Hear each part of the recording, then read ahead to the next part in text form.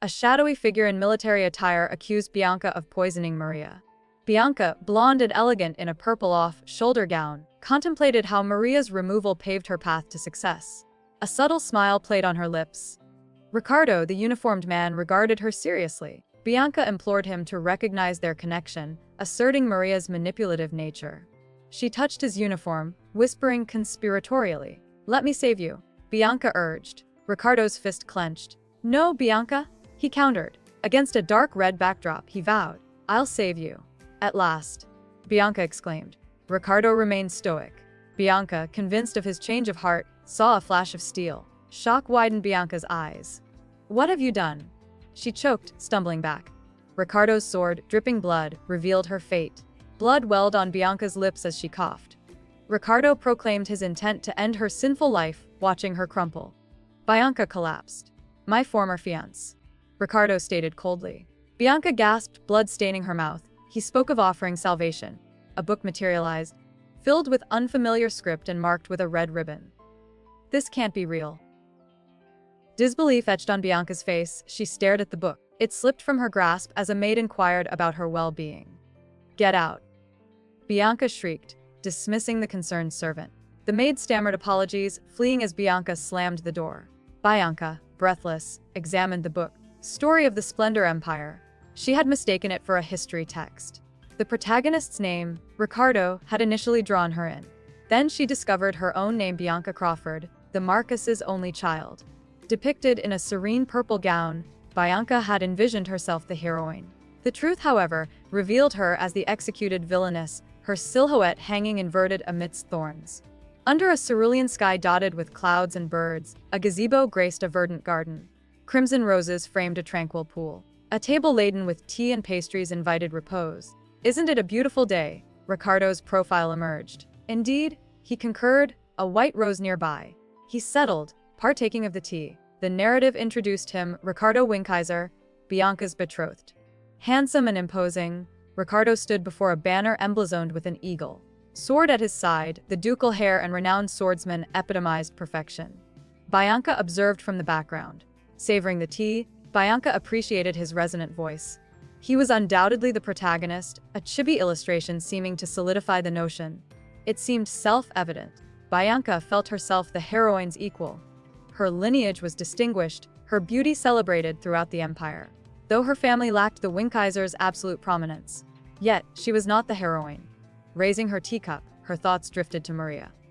Maria, the true female lead, Marquis Wensbury's illegitimate daughter. Maria, suitcase in hand, arrived from the rural countryside. A maid instructed her in proper etiquette. Beautiful, but lacking refinement. Bianca clutched her skirt, resolute. Ricardo's attraction to Maria baffled her. He exhibited neither warmth nor disdain. Always composed. The book, however, depicted a passionate Ricardo lifting Maria amidst a field of sunflowers. He had never displayed such ardor towards her. Most unbearable were the intimate passages between Ricardo and Maria. Bianca, meticulous by nature, reread the book obsessively, dissecting every nuance. Bianca's stunned reaction would have overwhelmed a lesser woman. Someone inquired after her health. Ricardo, observing her flushed complexion, expressed concern. "It's nothing," she dismissed, then added, "I have a question. Under what circumstances would you kill?" she inquired. Ricardo contemplated. "War, most likely," he responded, an image of him as a knight flashing before her. "When else?" Bianca persisted. Ricardo questioned her peculiar inquiry. "Because you kill me," she revealed. The Bianca of the book couldn't bear losing Ricardo. Overwhelmed by love, her jealousy ignited a furious resentment towards Maria. Maria smiled serenely. Bianca would resort to murder to reclaim Ricardo. A flicker of doubt arose. She would only kill to protect a cherished loved one. Ricardo's eyes narrowed, his hand tightening on his sword hilt. Bianca shivered involuntarily. Bianca shuddered again. Ricardo's hand trembled. He remarked on her sudden pallor. Bianca blushed, wondering if he harbored concern, mirroring the book's narrative. "You should rest," Ricardo suggested. Bianca recognized the unlikelihood. Their engagement was a pragmatic arrangement, devoid of sentiment. Safe travels. She bid him farewell. That book wasn't sold here, the bookseller stated, returning it across the counter. Bianca insisted she purchased it there, from him, just days prior. He refuted her claim. He'd never encountered the book. It lacked their bookstore's distinctive mark. He presented a correctly marked book as evidence. Tags were removed upon purchase. Bianca scrutinized the sales ledger. The seasoned bookseller, with 4 decades of experience, reiterated his unfamiliarity with the title. History texts typically included the scholar's name. Romances bore evocative titles like How the Slave Brought the Modest Lady to Tears and The Secret Life of a Duchess. Intrigued by the romance titles, particularly the one involving a slave, Bianca maintained her conviction. He reaffirmed his denial. Bianca issued a veiled threat. He bowed deeply, rejecting any accusation of dishonesty. Anxious, he proposed implementing new tags. He displayed the existing ones. Bianca elucidated how thieves might circumvent the current system. He concurred, acknowledging recent thefts. She suggested using a wax seal. He expressed gratitude for her insightful suggestion, examining the wax seal stamp with admiration. Bianca replaced the book on a shelf. Bianca slid the book back onto the shelf, weary from days of preoccupation. A knock interrupted her reverie. The maid announced Sir Wensbury's charity dinner and offered assistance with her preparations. Bianca recalled the event. "Oh, right," Bianca acknowledged, rising. As her hair was brushed, she resolved to dismiss the book from her mind. The entire narrative seemed preposterous. Wensbury, a man of impeccable reputation, wouldn't have an illegitimate child. Why would Ricardo abandon her for such a woman? It was utter nonsense. Bianca, adorned in a crimson gown, gazed at her reflection. "Just look at me," she thought. Bianca, in a crimson gown, studied her reflection. A maid waited patiently. Another presented white shoes. Bianca questioned the choice, finding them unsuitable for her dress. The maid stammered, flustered by the unexpected criticism. Bianca reiterated her disapproval of the stark color clash. The maid panicked, unsure how to proceed. The older maid observed, surprised by Bianca's fashion sense. She wondered if Bianca possessed an innate understanding of beauty. There must be a reason for her disapproval. Bianca's gaze fixed on the panicked maid, causing her to tremble. The older maid apologized profusely, promising to reprimand the younger one. Bianca clarified it was simply a question and requested black shoes. The maids hurried to comply. Bianca reflected on their fear, admitting her own emotional distance. She preferred maintaining formality over familiarity. At a lavish dinner, a red-haired gentleman, Sir Wensbury, boasted of his battlefield exploits. Bianca politely complimented him, inwardly finding the conversation tedious. She regretted the 3 hours spent preparing for such a dull event. Maintaining a pleasant facade, she praised his storytelling. Sir Wensbury basked in the compliments. Bianca played along, acknowledging his fame, but internally found his inflated stories tiresome. The conversation shifted to Lord Winchester, seated beside Bianca. Sir Wensbury proclaimed him the Empire's rising star. Lord Winchester modestly deflected the praise. Sir Wensbury compared this modesty to his own youth, then bluntly inquired about Lord Winchester's marriage plans. He responded vaguely. Bianca reflected on her waitings after her debut, The War's End, her 20th birthday. 3 months had passed since then, yet Lord Winchester remained silent. She mentioned the family's marriage promise, emphasizing the importance of honoring it. He acknowledged the prioritization of alliances over love in noble marriages. Bianca, harboring unspoken feelings for Ricardo, clutched her dress. Later, she requested a private conversation with Lord Winchester regarding their marriage. He appeared disinterested, prompting Bianca to suggest advance notice for the necessary preparations. She directly asked if they were marrying. His noncommittal, probably, sparked suspicion. Bianca, increasingly alarmed, questioned his reluctance. Finally, she demanded an explanation for his hesitation. He calmly stated his intent to honor the family promise to the best of his ability. Bianca pressed, citing their agreement and her status as his fiancée. Lord Winchester then declared their engagement was over. Stunned, Bianca recalled reading about this in a book. She wondered if he remembered his childhood dog. Lord Winchester asked how she knew. Bianca deflected, claiming she'd heard it somewhere. When pressed, she questioned the source's relevance. She then recounted the story from the book. Ricardo, seeing Maria's unwavering trust, was reminded of his childhood dog, the first being he truly loved. Maria had suggested getting a similar dog if they lived together, a suggestion he vehemently refused, believing one should never try to replace a loved one. Furious, Bianca stormed from the carriage, retrieved the book, and hurled insults. She questioned its prophetic nature, denying its depiction of her as the villainess. She tried to rip and burn it, but it remained intact. Defeated, she observed its pristine condition after the ordeal. She recounted the book's prophecy, their meeting on St. George's Day, their passionate love, and her becoming an obstacle. Bianca refused this fate, clinging to her beauty, fortune, and status. Determined, she considered her options. A knock interrupted her thoughts. Her maids entered, ready to assist. Bianca agreed, her mind preoccupied. She confessed to rereading the book 3 more times, each time reinforcing the image of herself as the self-absorbed, extravagant villainess, wrongly convinced of Ricardo's love, believing herself the most beautiful woman, verbally abusive, condescending, and always right. Finding composure, Bianca told her maids she would wear anything and requested a simple hair brushing. She pondered how she could be the villain. While her hair was styled, she chose sapphire gems and wondered why the book distorted her good taste and financial independence. When asked about shoes, Bianca paused, observing the maid intently. She inquired about the maid's preferred shoes from the previous day. The maid proudly presented the white corset shoes. Bianca was flabbergasted. The maid apologized profusely, begging forgiveness, citing her family's financial struggles, her sick father, and her malnourished siblings. Bianca interrupted, stating she hadn't asked for her life story. The maid, fearing for her job, quickly offered to wear the shoes herself.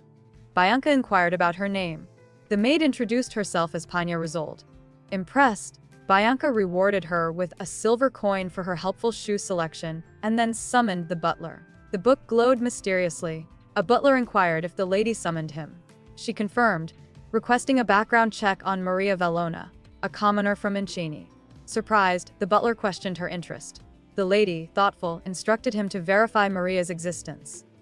The lady specified her request: Maria's age, appearance, mother's health, and plans to move to the capital. She emphasized Maria's connection to Sir Wensbury. A thought bubble showed Sir Wensbury with a red-haired woman. Maria was his love child in the original story. The butler offered further assistance, but the lady declined, stating her next question was unrelated. She inquired about her reputation. The butler effusively praised her reputation, beauty, elegance, and wisdom. Clarifying, the lady asked about her personality and her servants' opinions. The butler's face was momentarily hidden before he declared they all loved her. The lady noted something behind him. Dismissing him, she ordered him to give Panya a silver coin. Panya rushed in, begging not to be fired, citing her family's hardship. The lady changed her order, instructing the butler to send Panya home with leftover bread. Alone, the lady sighed, pondering her negative image and the fear of becoming the villainess. A book glowed. She touched it and vanished. Reappearing, she coughed, worried it might explode. Opening the book, she found the story changed. Originally, it ended with Ricardo and Maria kissing after Bianca's death. Now, it continued, showing Bianca's untended grave. Panya left a wilting wildflower. The lady realized Panya, the maid she'd shown kindness to, placed the flower. She reflected on her past treatment of servants. She mused the story changed because of her uncharacteristic act of kindness.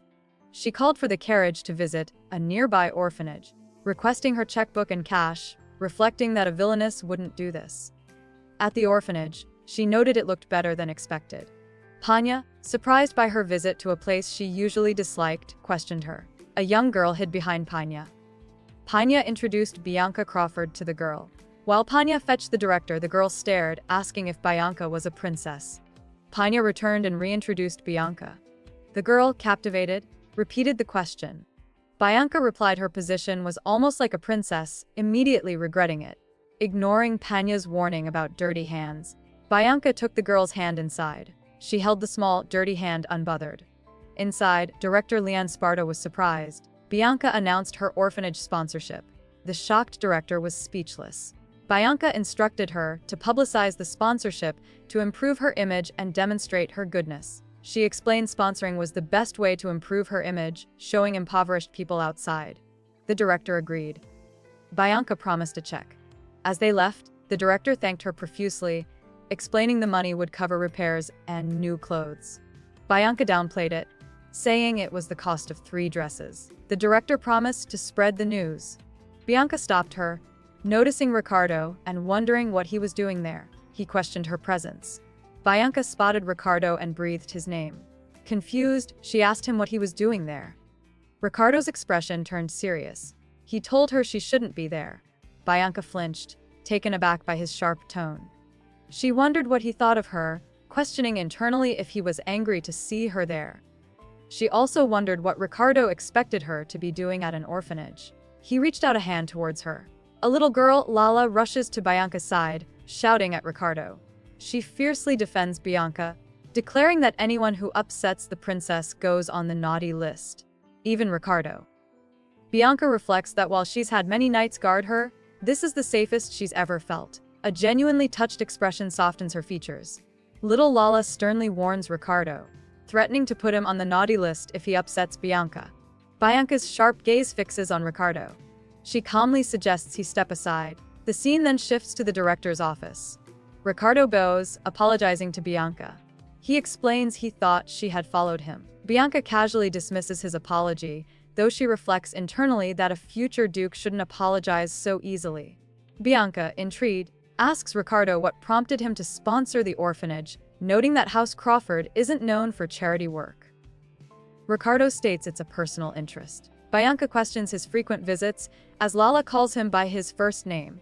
Ricardo confirms her suspicions, adding the children are unaware of his noble status, hence his casual attire.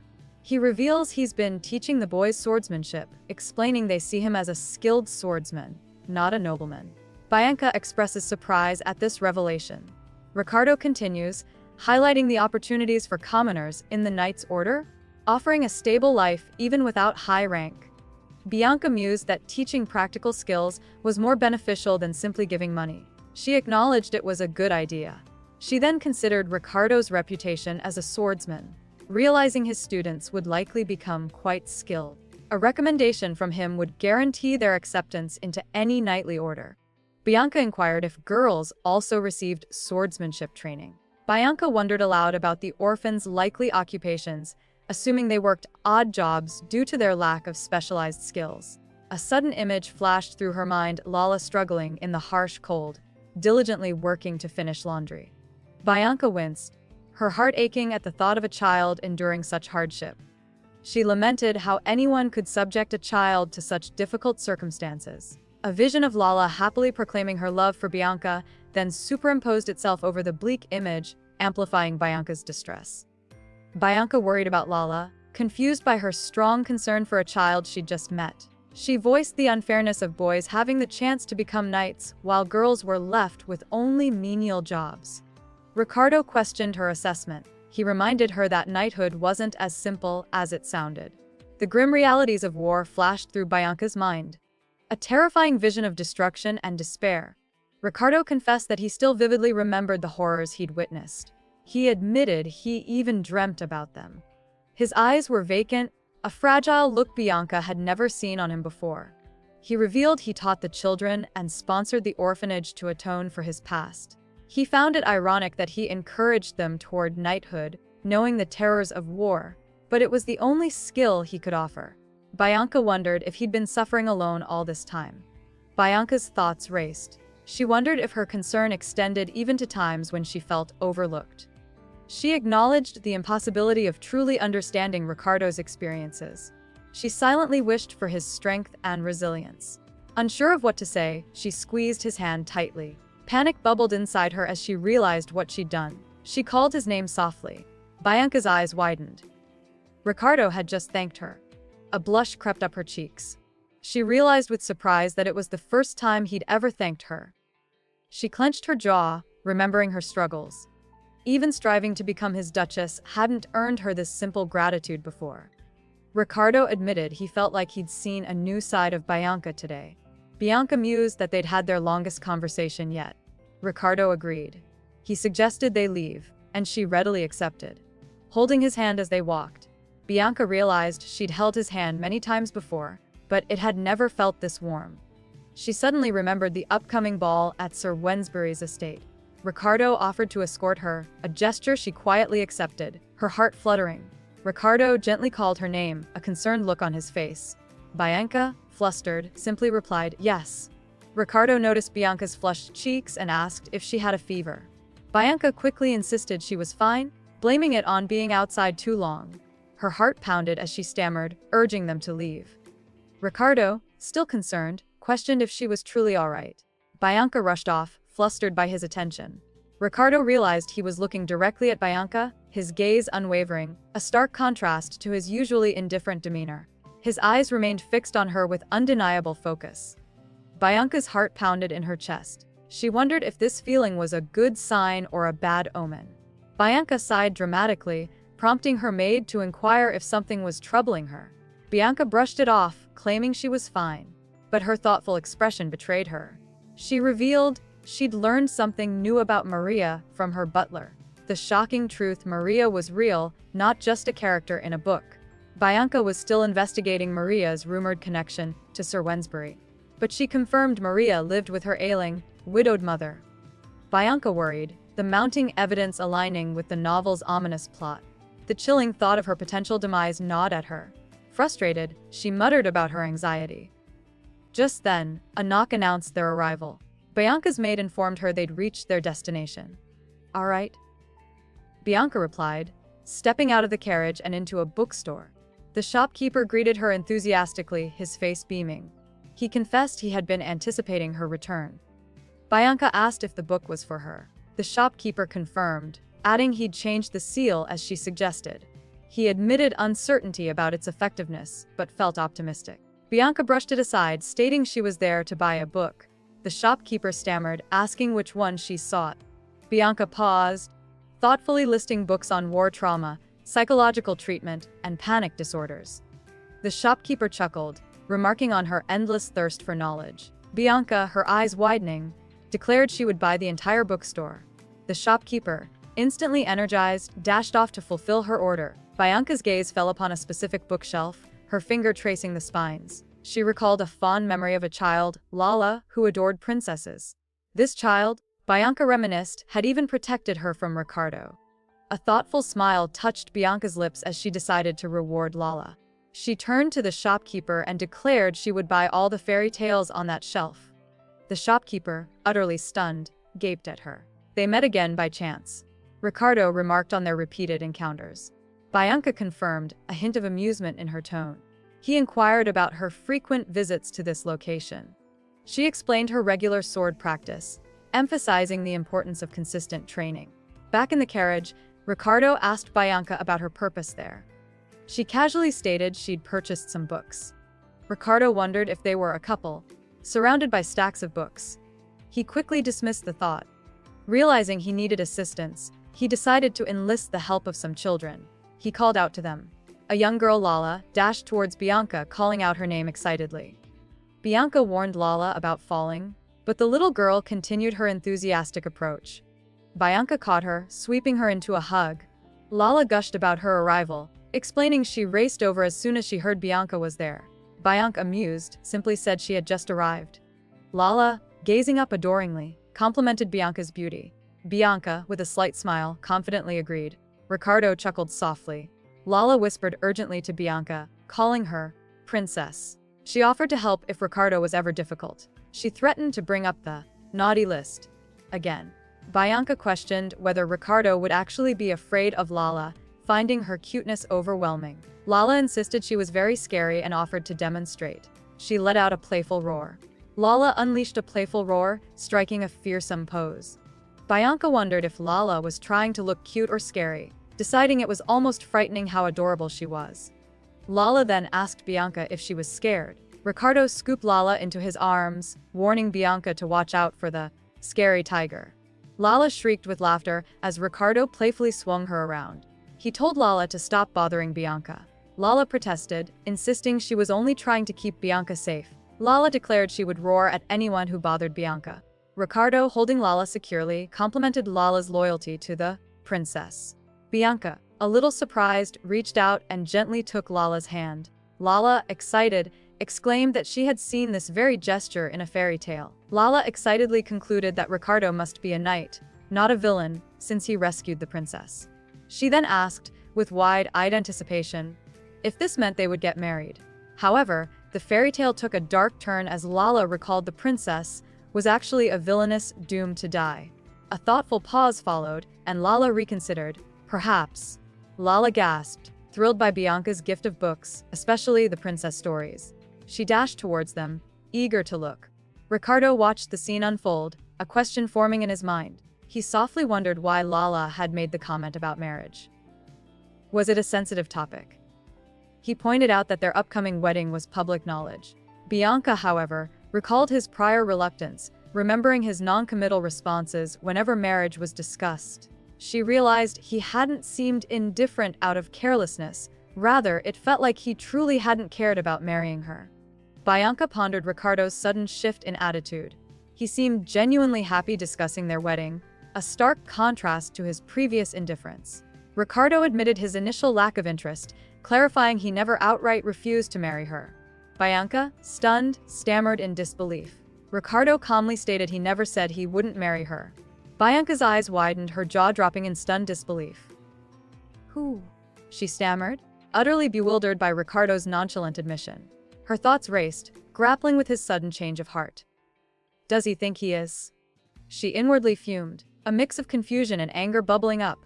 Bianca softly calls out to Ricardo. A young girl, Lala, excitedly approaches Bianca, book in hand. She asks Bianca to read to her. Ricardo suggests Lala read it herself, but the little girl confesses she doesn't know how.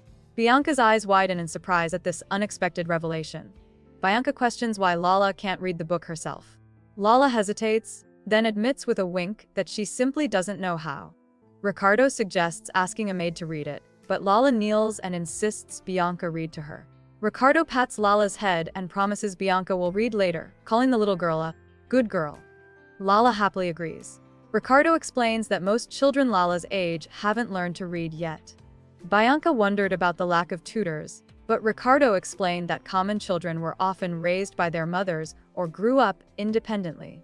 He added that orphans like Lala learned to read even later, and some never learned at all.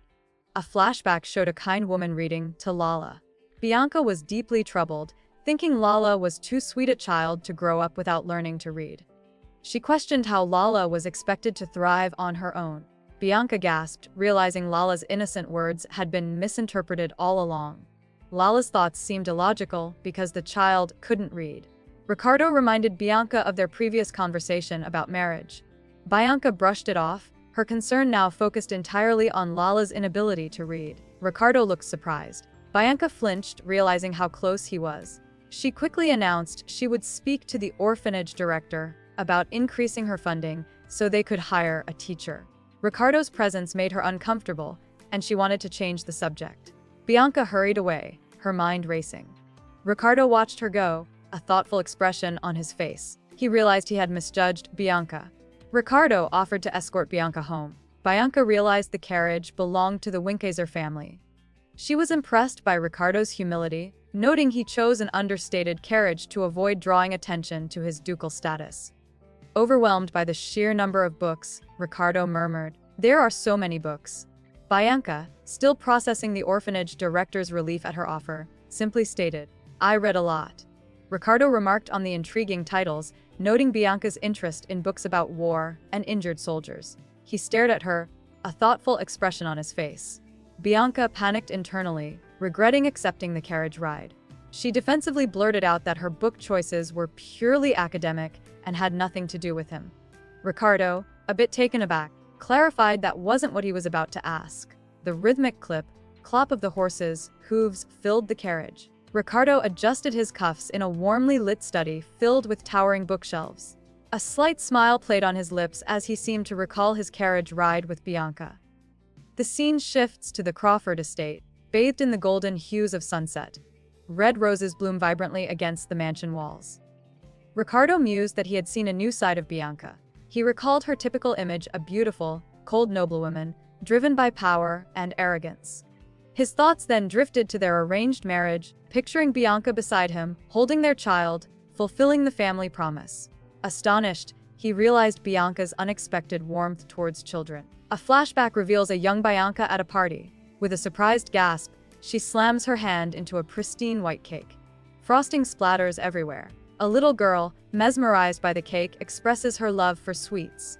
Onlookers comment on the scene, charmed by the child's innocent reaction. Bianca stands beside Ricardo, seemingly pleased. His face softens with a fond expression.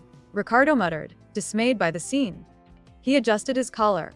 seemingly bothered by the disarray. Bianca watched the little girl with a thoughtful expression.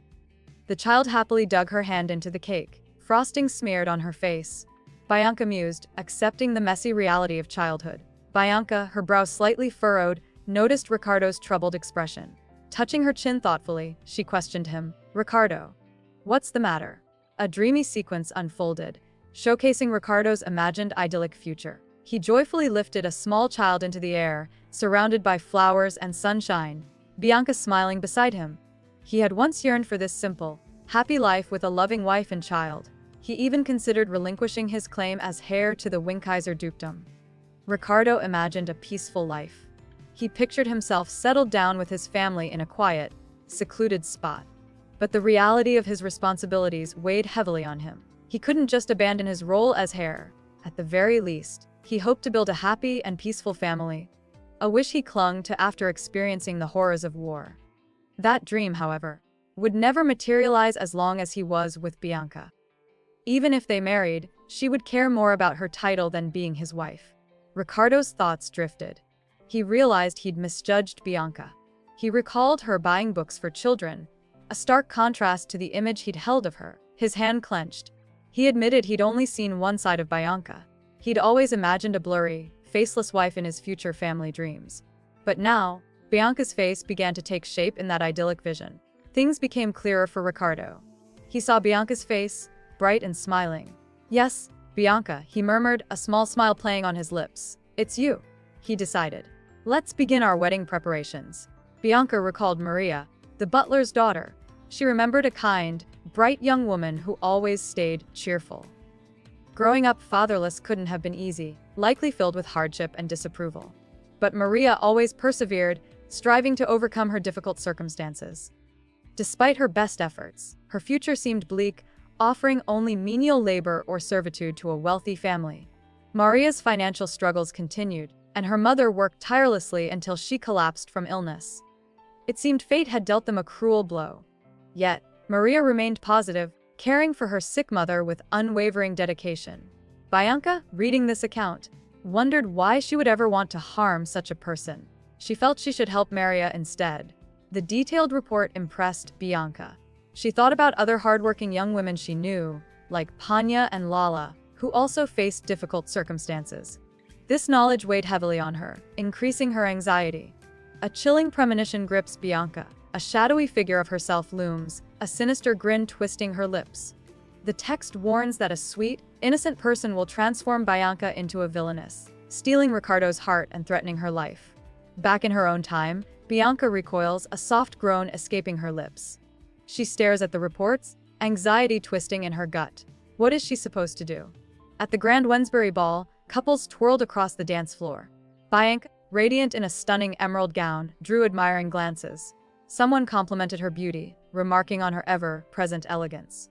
Exchanging pleasantries, a woman complimented Bianca's stunning appearance. Bianca brushed off the praise, claiming she could never compare to the empire's most beautiful woman. The other woman, however, seemed more interested in Bianca's recent charitable activities, a surprising endeavor for the Crawford family. Bianca simply stated it was a personal interest. Nearby, onlookers murmured, intrigued by Bianca's unexpected kindness. Word on the street was spreading about Bianca's good deeds. Another noblewoman congratulated Wensbury on his engagement to such a remarkable woman. He modestly deflected the praise. Bianca, turning towards him, offered a polite greeting. "Greeting, Lady Evelyn," Wensbury complimented her stunning appearance. He wished her a pleasant evening as another noblewoman departed. Bianca, noticing the whispers and sidelong glances, realized her reputation was changing faster than she anticipated. Wensbury turned to her, curious about the rumors circulating. Bianca simply replied that it was a newfound interest of hers. Wensbury recalled their conversation at the orphanage, questioning her sudden interest in charitable works. He wondered why she'd shifted from her usual demeanor. Bianca realized Wensbury was scrutinizing her, trying to discern her true motives. She internally acknowledged his sharp observation, recognizing his desire to understand her change of heart. This presented the perfect opportunity. Wensbury admitted he hadn't truly known Bianca. A thoughtful look crossed his face. He then extended a gloved hand towards her, asking for a dance. Bianca was taken aback. She internally questioned his sudden invitation, knowing he typically avoided dancing. She also recalled they'd already shared a dance earlier that evening. Despite her surprise, she accepted his offer. Onlookers gasped as Wensbury led Bianca to the dance floor. "They make such a perfect pair," one whispered. As the music swelled, Wensbury leaned closer to Bianca, murmuring, "This is my favorite song." The unexpected tenderness in his voice caught Bianca off guard, adding another layer of mystery to his sudden change in behavior. Wensbury quietly acknowledged something. Shifting the scene, Bianca pondered her next move. She needed to learn more about Maria from Sir Wensbury, but wasn't sure how to approach him. She couldn't just outright question him, imagining a ridiculous scenario where she asks him about a love child and an affair. Bianca, nestled against Wensbury, vaguely replied that she was thinking about this and that. He gently chided her, suggesting she should focus on her partner while dancing. Bianca pulled back slightly, a flicker of confusion in her bright blue eyes. Wensbury's unusual behavior continued to puzzle her. What was going on? Bianca's thoughts drifted to their past dances. He always looked over her shoulder, never meeting her eyes. Even when she tried to hold his gaze, her attention would wander to his collar. But now, something was different. Ricardo was looking directly at her, a startling change that filled her with unease. "This isn't the Ricardo I know," she thought, a shiver running down her spine. This newfound intensity felt wrong, unfamiliar. Bianca's name hangs in the air, a whispered question. They continue their dance, surrounded by the soft glow of the ballroom. He leans in, his voice a low murmur, telling her she looks beautiful today. Bianca's eyes widen, surprise flickering in their depths. This unexpected compliment only adds to the growing sense of unease. Bianca stammered, completely thrown. What? Did he? Ricardo's words echoed in her mind, unbelievable and unsettling. A soft blush crept onto her cheeks. He just said that, to her. The sheer audacity of it stunned her. Amidst the elegant ballroom, the rhythmic clapping of onlookers punctuated Bianca and Ricardo's dance. As the music swelled, a sudden silence fell between them. Bianca, her back to the observing crowd, paused. The clicking of her heels against the polished floor echoed in the sudden quiet. She murmured the need to fix her makeup, her voice barely audible above the resuming sounds of celebration. Ricardo, his expression unreadable, watched her intently. Bianca's heart pounded. Confusion painted her features. What had come over Ricardo? She questioned her own appearance, wondering if some newfound beauty had captivated him. The thought quickly vanished. She dismissed the idea as impossible, recalling her consistent elegance throughout their decade-long engagement. Such a sudden shift in his affections seemed utterly implausible.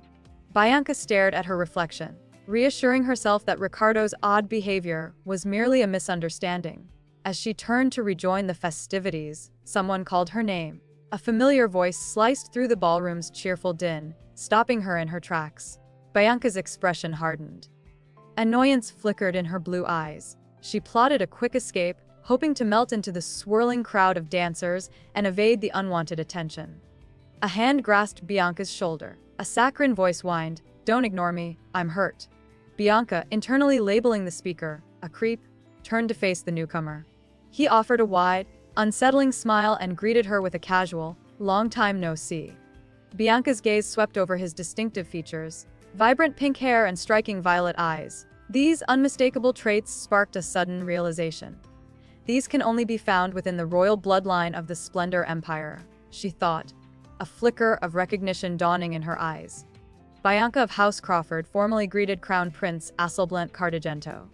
The prince, however, brushed off the formality, urging her to simply use his name. Bianca demurred, insisting on proper etiquette. Asel, with a playful wink, pointed out her previous casualness. Bianca, ever mindful of propriety, politely inquired how she could assist His Royal Highness. Asel, extending a hand towards Bianca, inquired if she would like to dance. Bianca's mind raced, calculating her options. This felt like a thinly veiled command rather than a genuine invitation. She reasoned that declining a dance with the Crown Prince would be a social blunder of epic proportions. Internally sighing, Bianca acknowledged she had no choice but to accept.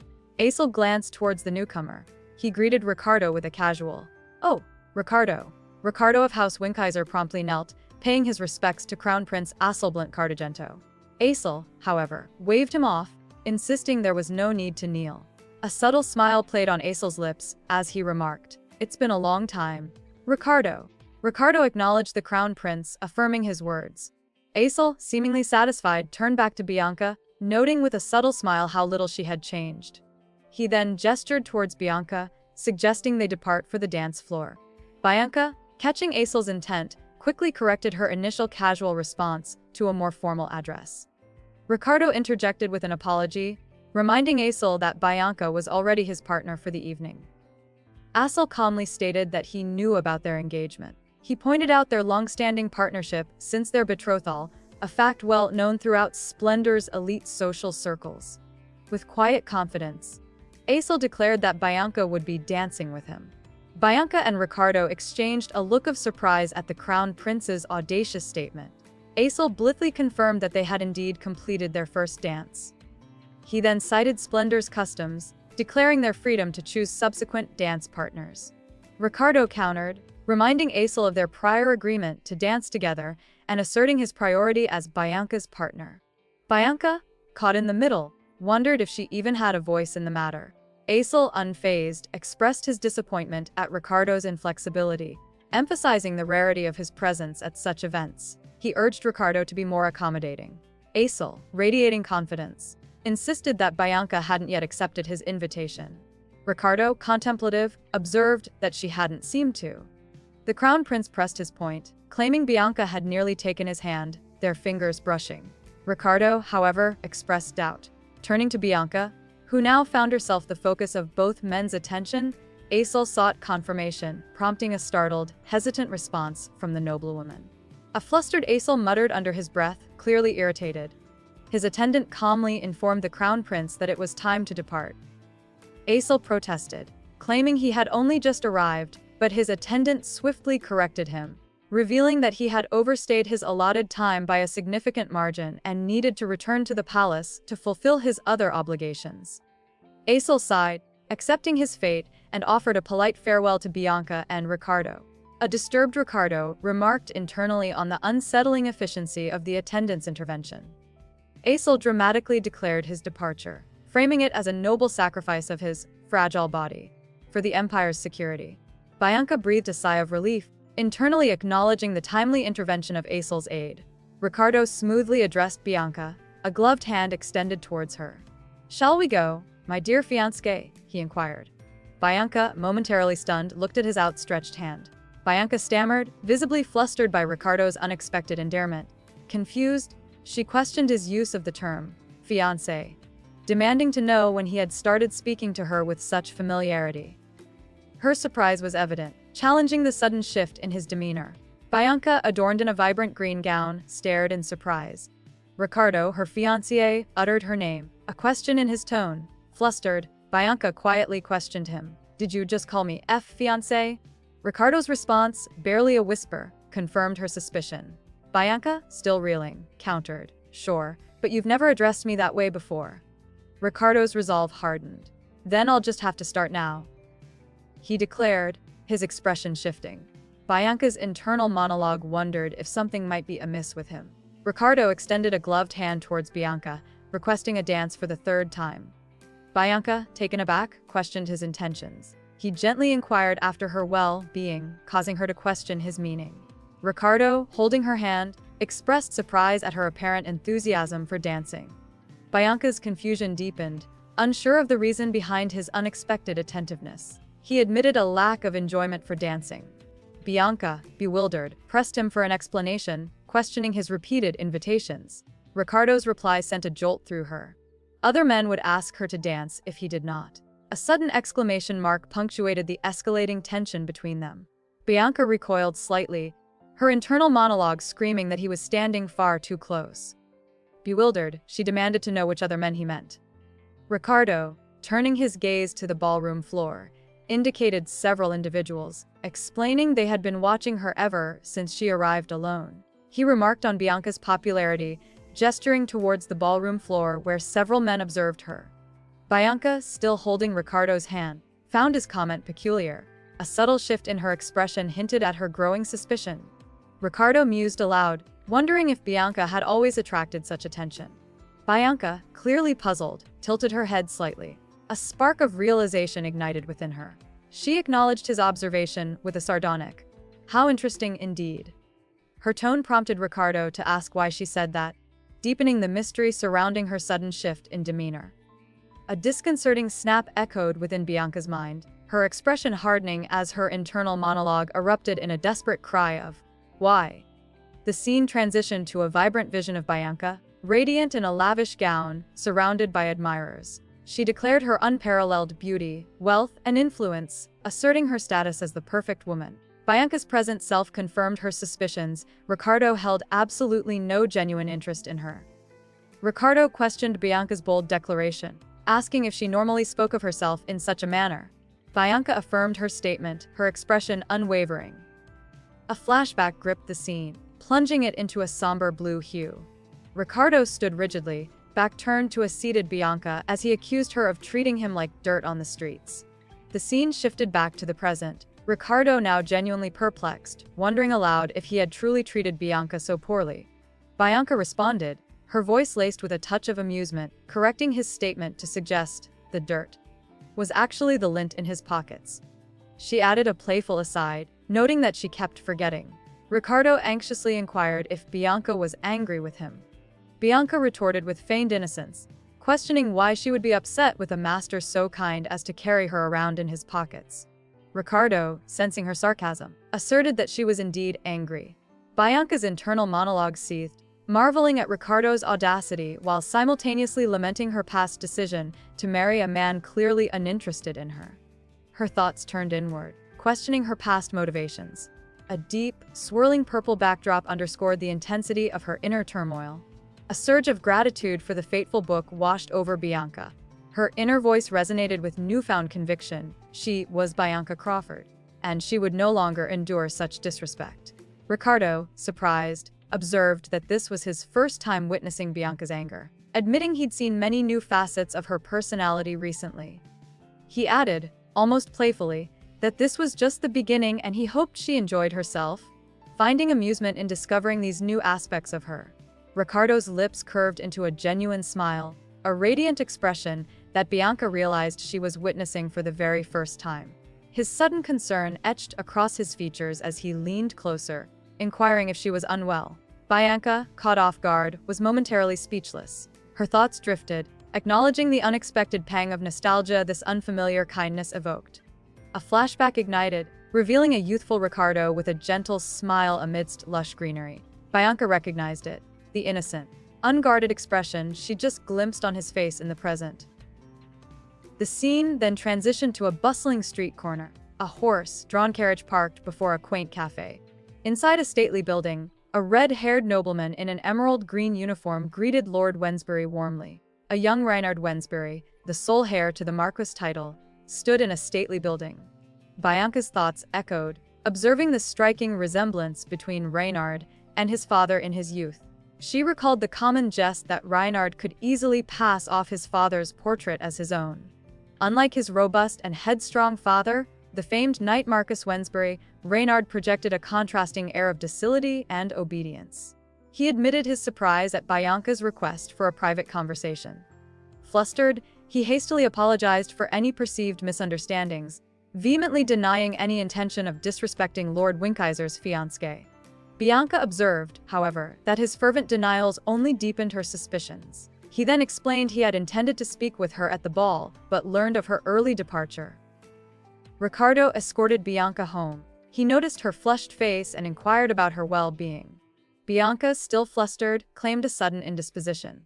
Internally, she lamented the persistence of the memory, wishing to erase the awkward encounter from her mind. Reinhard, equally unsettled, expressed his concern, apologizing for summoning her had he known she was unwell. Bianca quickly reassured him of her recovery, a flicker of suspicion crossing her mind at his evident anxiety. She pondered the reason for his flustered demeanor, noting it resembled the nervous energy of a man in the presence of his beloved. Bianca wondered aloud why Reinhard had requested the meeting. Internally, she questioned if he still harbored feelings for his former fiancée. Reinhard stammered, admitting his hesitation as the topic he wished to discuss was somewhat embarrassing. He continued, explaining that Bianca's reputation for exemplary conduct gave him the courage to overcome his discomfort and seek her assistance. Bianca, growing increasingly wary, inwardly scoffed at his presumption, questioning if he believed her philanthropic efforts were meant to launch a personal counseling service. Reynard began. So, here's the thing. Bianca offered Reynard an out, suggesting he could share his difficult news later. Reynard, however, blurted out that he would tell her immediately. A heavy sigh escaped his lips, followed by a sharp click of his tongue. With visible distress, he confessed a shocking family secret: the existence of a love child. Bianca, startled by the sudden revelation, widened her eyes in surprise. Bianca's eyes widened at Ricardo's shocking revelation: a love child existed within his family. Ricardo instantly clarified, nervously denying any personal involvement with the child. He explained that his father, it seemed, had been in a relationship with a woman in his younger years.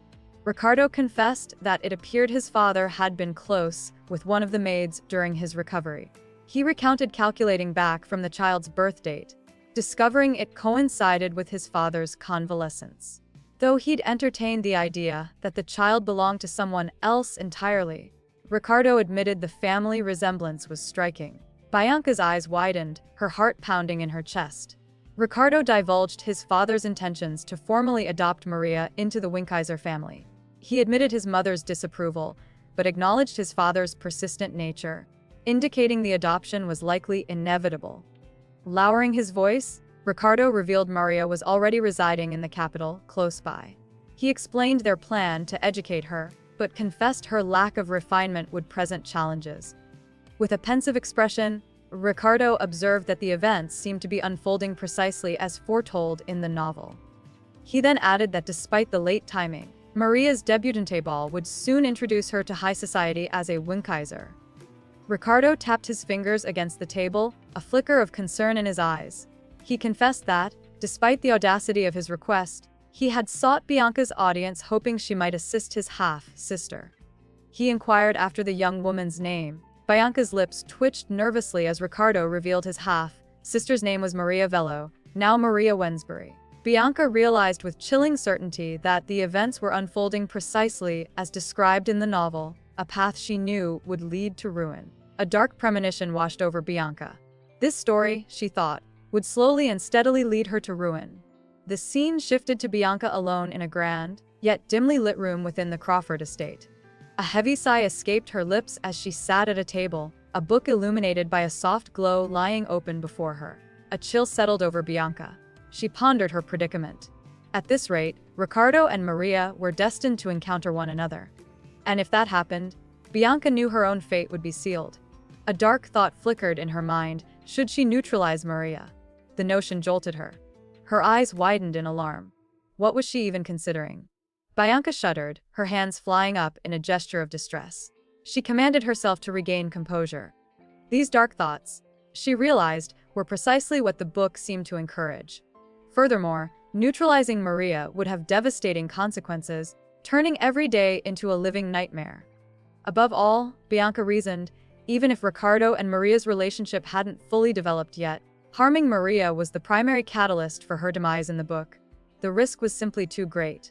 Her fingers fumbled nervously, the image of the book's dire prophecy flashing through her mind. Nightmares, she thought, plagued her. At that moment, Bianca's thoughts drifted to Ricardo. She vividly recalled the vacant expression he wore when discussing the war. A chilling question seized her. Did the dark presence of those he neutralized haunt his dreams each night?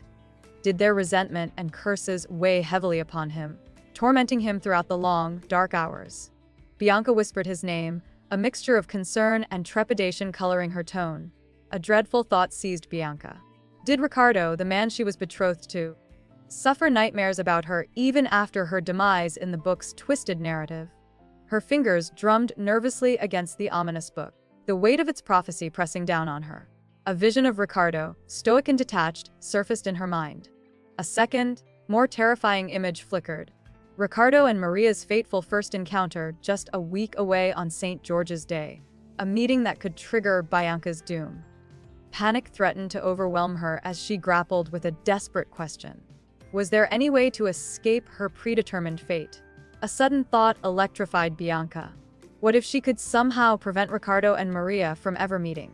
A vision sparked in her mind, shattering the image of their fateful encounter like a fractured mirror. She slammed her hands on the table, a surge of resolve hardening her gaze. That was it. There had to be a way out of this ominous prophecy, a path that didn't lead to her destruction. A glimmer of hope ignited within her. Bianca's mind raced, a sudden realization striking her. St. George's Day. The day Maria and Ricardo's paths were destined to cross. Her hands clenched, a new plan forming. If she could ensure Ricardo remained by her side throughout the entire day, their fateful encounter could be averted.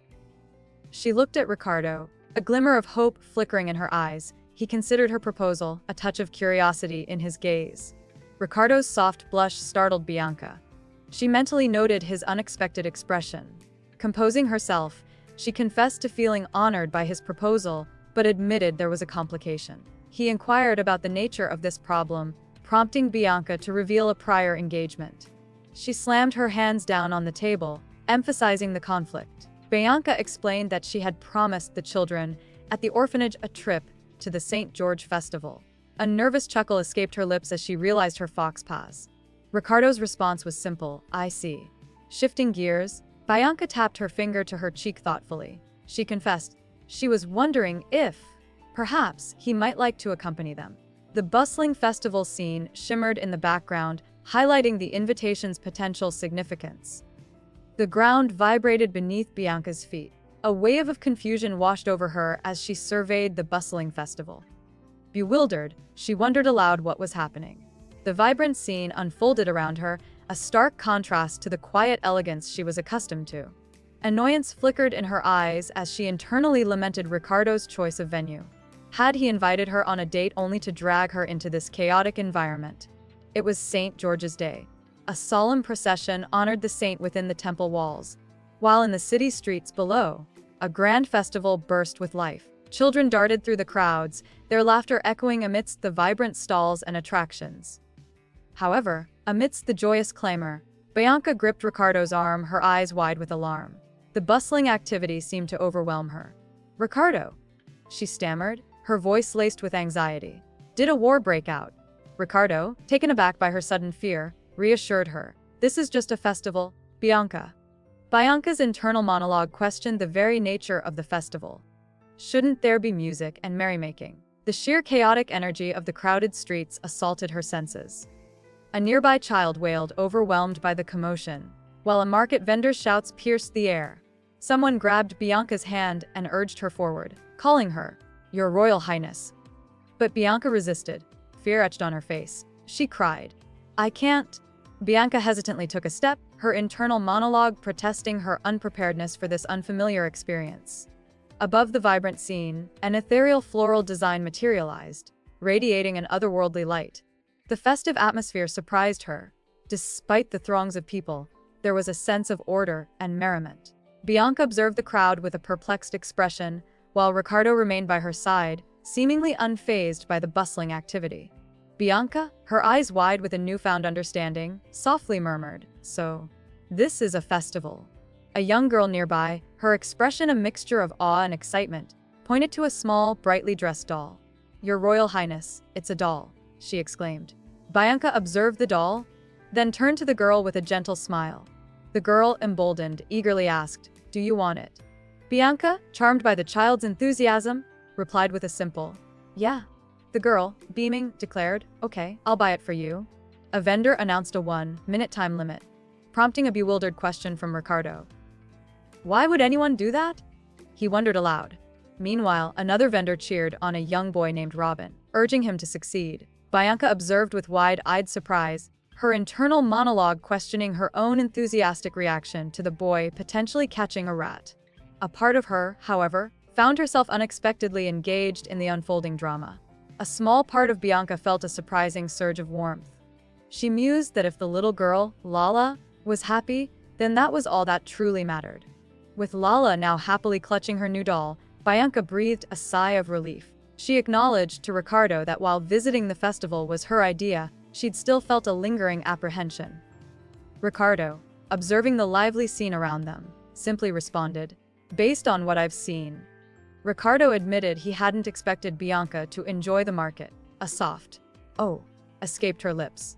He explained that her recent change in demeanor encouraged him to suggest the outing, and believed it was the right call. Bianca, touched, thanked him for bringing her. Internally, she marveled at his unexpected kindness, bewildered by his uncharacteristic behavior. Suddenly, she announced her thirst and asked Ricardo to buy her some juice. He readily agreed, encouraging her to choose a flavor. Unseen by him, Bianca observed Ricardo interacting with children, marveling at the expressions on his face. Ones she'd never witnessed before. Bianca inquired if she could indulge in 2 flavors of juice. Ricardo readily agreed. As he turned to purchase the refreshments, a sudden commotion erupted. A figure dashed through the bustling marketplace, their swift movements barely registering before cries of "thief" pierced the air. Bianca's eyes widened in alarm, her hand instinctively rising to her chest as the gravity of the situation sunk in. The market's festive atmosphere instantly shifted, replaced by a palpable tension. Chaos erupted. A figure bolted through the marketplace, cries of "thief" ringing out. A collision sent someone sprawling. Ricardo reacted instantly, lunging forward to catch the falling woman. He barked out orders to Bianca, entrusting the nearby children to her care as he sprang into pursuit of the fleeing culprit. Bianca stared, momentarily stunned by the rapid turn of events. Her heart pounded heavily in her chest. A voice pierced through the escalating commotion, a desperate plea to Bianca. Realization dawned, chilling her to the bone. The woman behind the urgent cry was undeniably familiar. "Ricardo," she gasped, the name ripped from her throat. Panic seized her. "Ricardo, wait," she shouted, knowing she had to intervene. A frantic thought echoed in her mind. "I have to stop him." A forceful impact echoed through the square. The thief cried out as they slammed against the cobblestones, pinned beneath Ricardo. He roared in fury. The thief, tears streaming down their face, frantically promised to return whatever they had stolen. Bianca watched in stunned silence, her mind racing. "I can't allow the 2 of them to meet," she thought, a chilling premonition gripping her. Bianca's heels clicked sharply against the cobblestones as she strode forward. "Do you know what that money was for?" she demanded, her voice ringing with authority.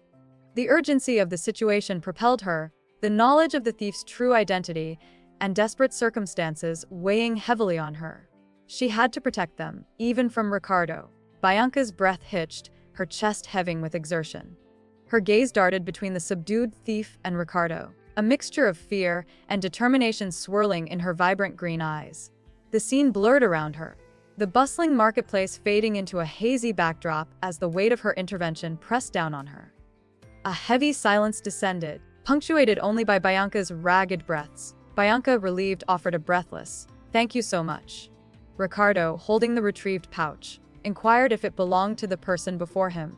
They confirmed it did, echoing Bianca's gratitude. Ricardo, seemingly skeptical, simply uttered, "Really?" He then extended the pouch towards the grateful individual. Just as it was grasped, he abruptly yanked it back, his expression hardening as he demanded proof of ownership.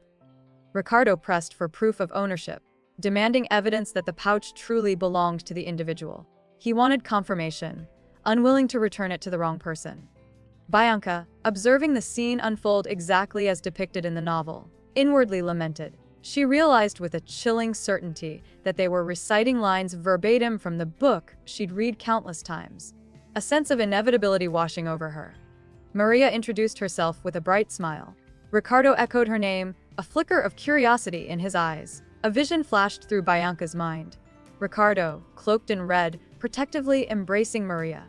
Bianca inwardly questioned whether, despite her efforts, she was still destined to meet a grim end. Maria, radiating an innocent cheer, inquired about Ricardo's name. He offered a small, knowing smile before replying. A shadowed figure gazed intensely, a single eye visible, the words, "What's meant to happen?" hanging heavy in the air. Bianca, her expression troubled, stood in a bustling town square, a silent question, her name echoing around her. A dark panel surged forward, the ominous phrase, "Will happen," slashing across it, sealing the sense of foreboding. Invitations addressed to Lady Bianca Crawford piled up. Each requested her presence, but crucially also demanded she attend with young Duke Winkaiser. Bianca crumpled another invitation, exasperated. Why are they all like this? She burst out, irritated that they seemed to consider her insufficient without her fiancé. Bianca realized with a sigh that the oddity of the invitations was only the beginning. Being with Ricardo had always felt natural, assumed by all, especially given their long-standing engagement. Yet, a disturbing silence had fallen between them since the ball, an unprecedented length of time without contact. A chilling question began to form in her mind: was he considering ending their engagement? Bianca examined the invitation. It was a request to attend the Countess of Cornwall's tea party. The Countess apologized profusely for her behavior at the recent ball and hoped Bianca would attend. Bianca's grip tightened on her quill, a calculating glint in her eye. Summoning her maid Pina, Bianca directed her to prepare for a trip to the Sparta orphanage. Bianca, surrounded by books, struggles against the inevitable. Her efforts, she realizes, are futile. The ending remains unchanged. A dark presence overwhelms her. She gasps for air, paralyzed by fear. Her desperate whisper echoes. "I can't." A desperate thought struck Bianca. "I have to get out of here." Elsewhere, Ricardo bellowed her name, his face etched with alarm, reaching out as if to grasp her from the encroaching darkness. Below, a crowd of townspeople milled about, oblivious to the looming threat. Ricardo pondered Bianca's tears. He noted her surprising range of emotions that day: confusion at the sight of the townspeople, followed by unexpected joy. He also observed her apparent delight at Lala holding the doll. This unfamiliar Bianca intrigued him. He found himself strangely drawn to these new facets of her personality.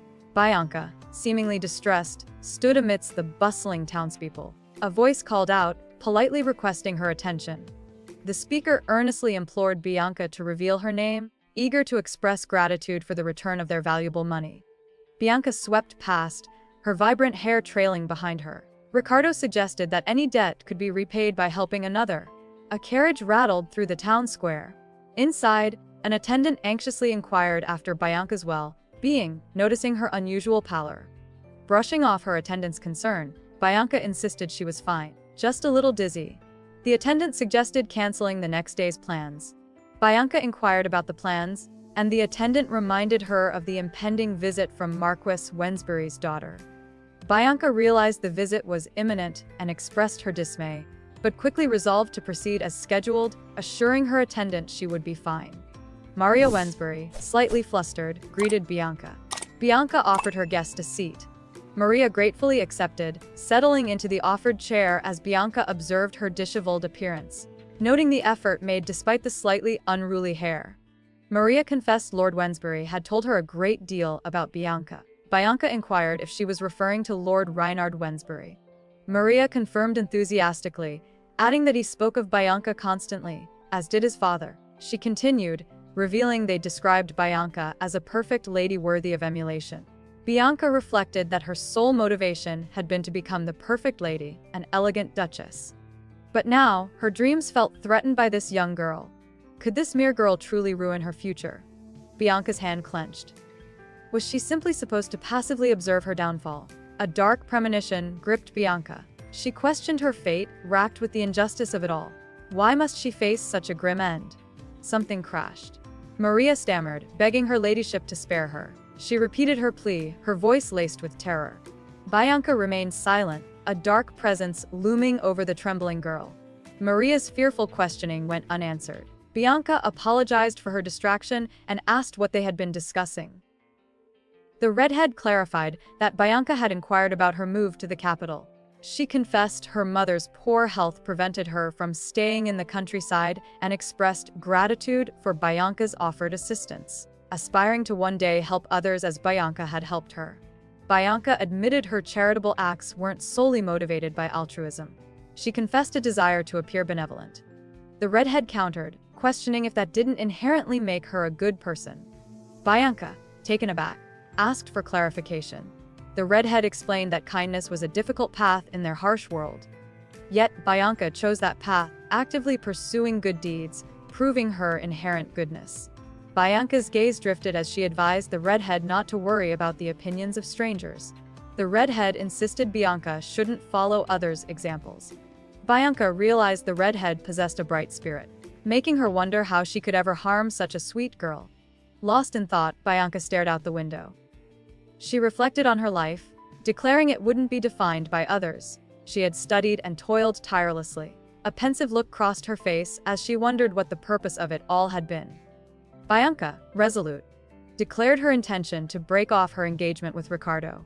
Her words hung heavy in the air, charged with an unexpected finality. Ricardo's gaze sharpened, a flicker of surprise, or perhaps apprehension, crossing his features. Ricardo demanded to know the meaning of the spilled juice. He accused Bianca of soiling his clothes and ordered an immediate apology. A small girl, looking flustered, insisted she wasn't at fault. Ricardo pressed further, questioning how the juice could have splashed on its own. The girl, looking apprehensive, quietly replied, "No." Bianca intervened, stopping Asel. Ricardo offered his clothes, attempting to resolve the situation. Asel, flustered, insisted that wasn't the problem and stormed off to change. Ricardo, confused, questioned if she was happy about the offer. Ricardo politely excused himself. The young girl stared up at him, bewildered, questioning why he had intervened on her behalf. He leaned down, apologizing and explaining that the chair seemed too low for her. He admitted his lack of awareness and expressed regret for not paying closer attention. The young girl launched into a haughty explanation. Her mother, she declared, taught her that apologies were for losers. Proper ladies, she continued, avoided situations requiring apologies in the first place. Ricardo chuckled, impressed by her precocious reasoning. He praised her quick learning, confidently predicting she would become a fine lady. The little girl blushed at the compliment. Bianca declared her desire to break off her engagement with Ricardo. Ricardo questioned Bianca's sudden desire to end their engagement, reminding her that she had been the one to pursue it. Bianca countered, explaining their youth at the time of their betrothal and characterizing her younger self as short-sighted. She admitted her past naivete, confessing that she had been unable to see beyond the immediate situation. Ricardo challenged her explanation, suggesting it implied a lack of sincerity in her original decision. Bianca scoffed, a smirk playing on her lips. Bianca challenged Ricardo, asking if her explanation was sincere enough. She confessed her sole ambition had always been to become his duchess. As a young Marcus's daughter striving for perfection, the position had held immense appeal. However, she claimed a recent revelation had shown her more valuable pursuits, prompting her to rectify past errors. Ricardo's hand twitched, his expression growing serious as he questioned her need to break the engagement. He suspected another man might be involved. Bianca questioned Ricardo's loyalty. Taken aback, Ricardo found her accusation unexpected. He'd assumed she'd be indifferent to the broken engagement. Bianca then countered his suspicion of another man, reminding him that he was the one destined to abandon her for another woman. Above all else, Bianca desperately sought to avoid her tragic fate. Ricardo pointed out that if he were to fall for someone else, her wish to break the engagement would be justified. Bianca firmly declared she wouldn't break the engagement. A beat later, she vehemently reinforced her refusal. Back in her room, a nervous gulp escaped her lips as she observed a strange, radiant glow emanating from the prophetic novel. A chilling question arose in her mind: had the story somehow changed?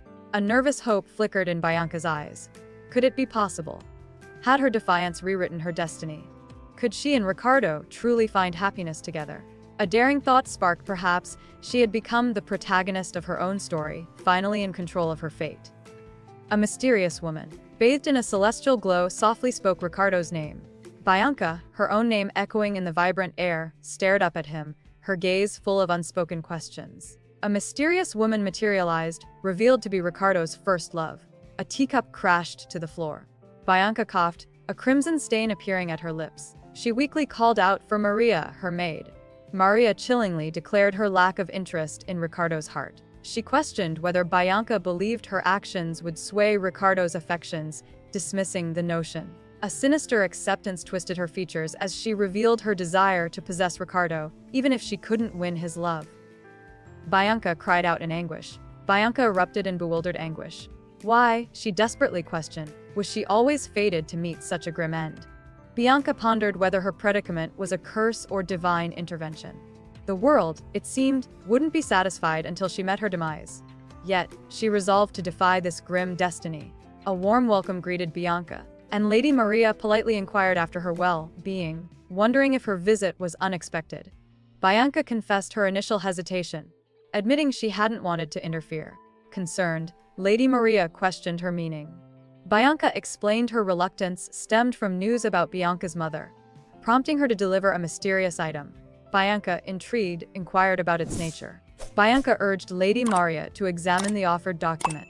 She hoped the gift wouldn't be perceived as an imposition. Lady Maria, her eyes widening, revealed it was a recommendation letter for her mother's hospitalization. Bianca revealed she had anticipated this obstacle and had prepared a recommendation letter, hoping the physician would become Lady Maria's mother's primary caregiver. Overwhelmed with gratitude, Lady Maria thanked Bianca profusely. Bianca modestly brushed aside the thanks, glad to be of assistance. Lady Maria declared Bianca her savior. Bianca mused that this eased her anxieties. Unless Lady Maria was monstrous, she wouldn't harm her benefactor. Love might blind her, but surely not to that extent.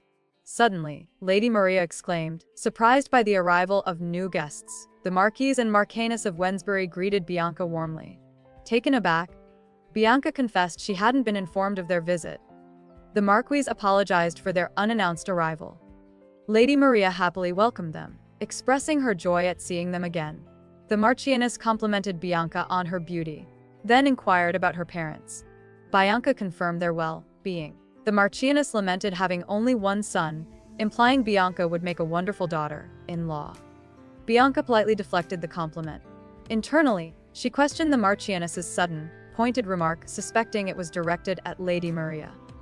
Bianca reflected, acknowledging she understood the underlying meaning of the Marchioness's words.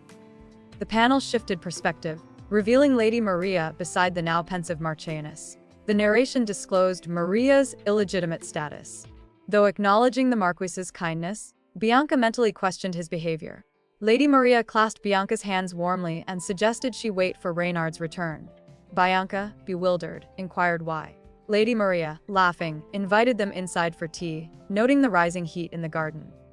Bianca expressed her gratitude for the offer. Bianca explained she was in the middle of tea with Lady Maria. The Marchioness responded with a thoughtful, "Oh, I see," followed by a quiet, "What a shame." She mused that Maria must be a gifted storyteller. Bianca confirmed, stating she greatly enjoyed conversing with her. Bianca expressed her desire to enjoy the sun before departing. The Marchioness readily agreed. With a pointed remark, she wished Bianca a pleasant conversation with her beloved daughter. Observing the exchange, Maria frowned, realizing the situation was worse than anticipated and pondering how much worse things might become in her absence. Bianca regarded Maria with a flicker of sympathy. He expressed gratitude to Bianca, claiming one less worry. Admitting his unfamiliarity with high society despite hiring a tutor, he believed peer instruction was essential. He praised Maria, stating she had surpassed his expectations. He then chuckled, concerned such praise might make her complacent. Maria pledged continued efforts. Bianca observed, questioning the nature of their father-daughter bond. He announced it was nearly time for Maria's debutante ball. He emphasized the need for thorough preparation. Maria conceded, but pointed out her recent commoner status and questioned the rapid timeline. Bianca clicked her tongue, refusing to tolerate Maria's negativity. Maria quickly apologized. Bianca paused thoughtfully, then challenged Maria's readiness for high society. A spark of an idea ignited within Bianca. She believed she could assist Maria with this crucial transition. Bianca's eyes widened. The debutante ball, she questioned, a sudden spark of possibility igniting within her. This, she realized, was her opportunity. A cunning glint entered Bianca's eyes. Perhaps, she mused, she could offer some assistance. A knock echoed through the opulent room. Bianca, seated gracefully, responded with a quiet yes.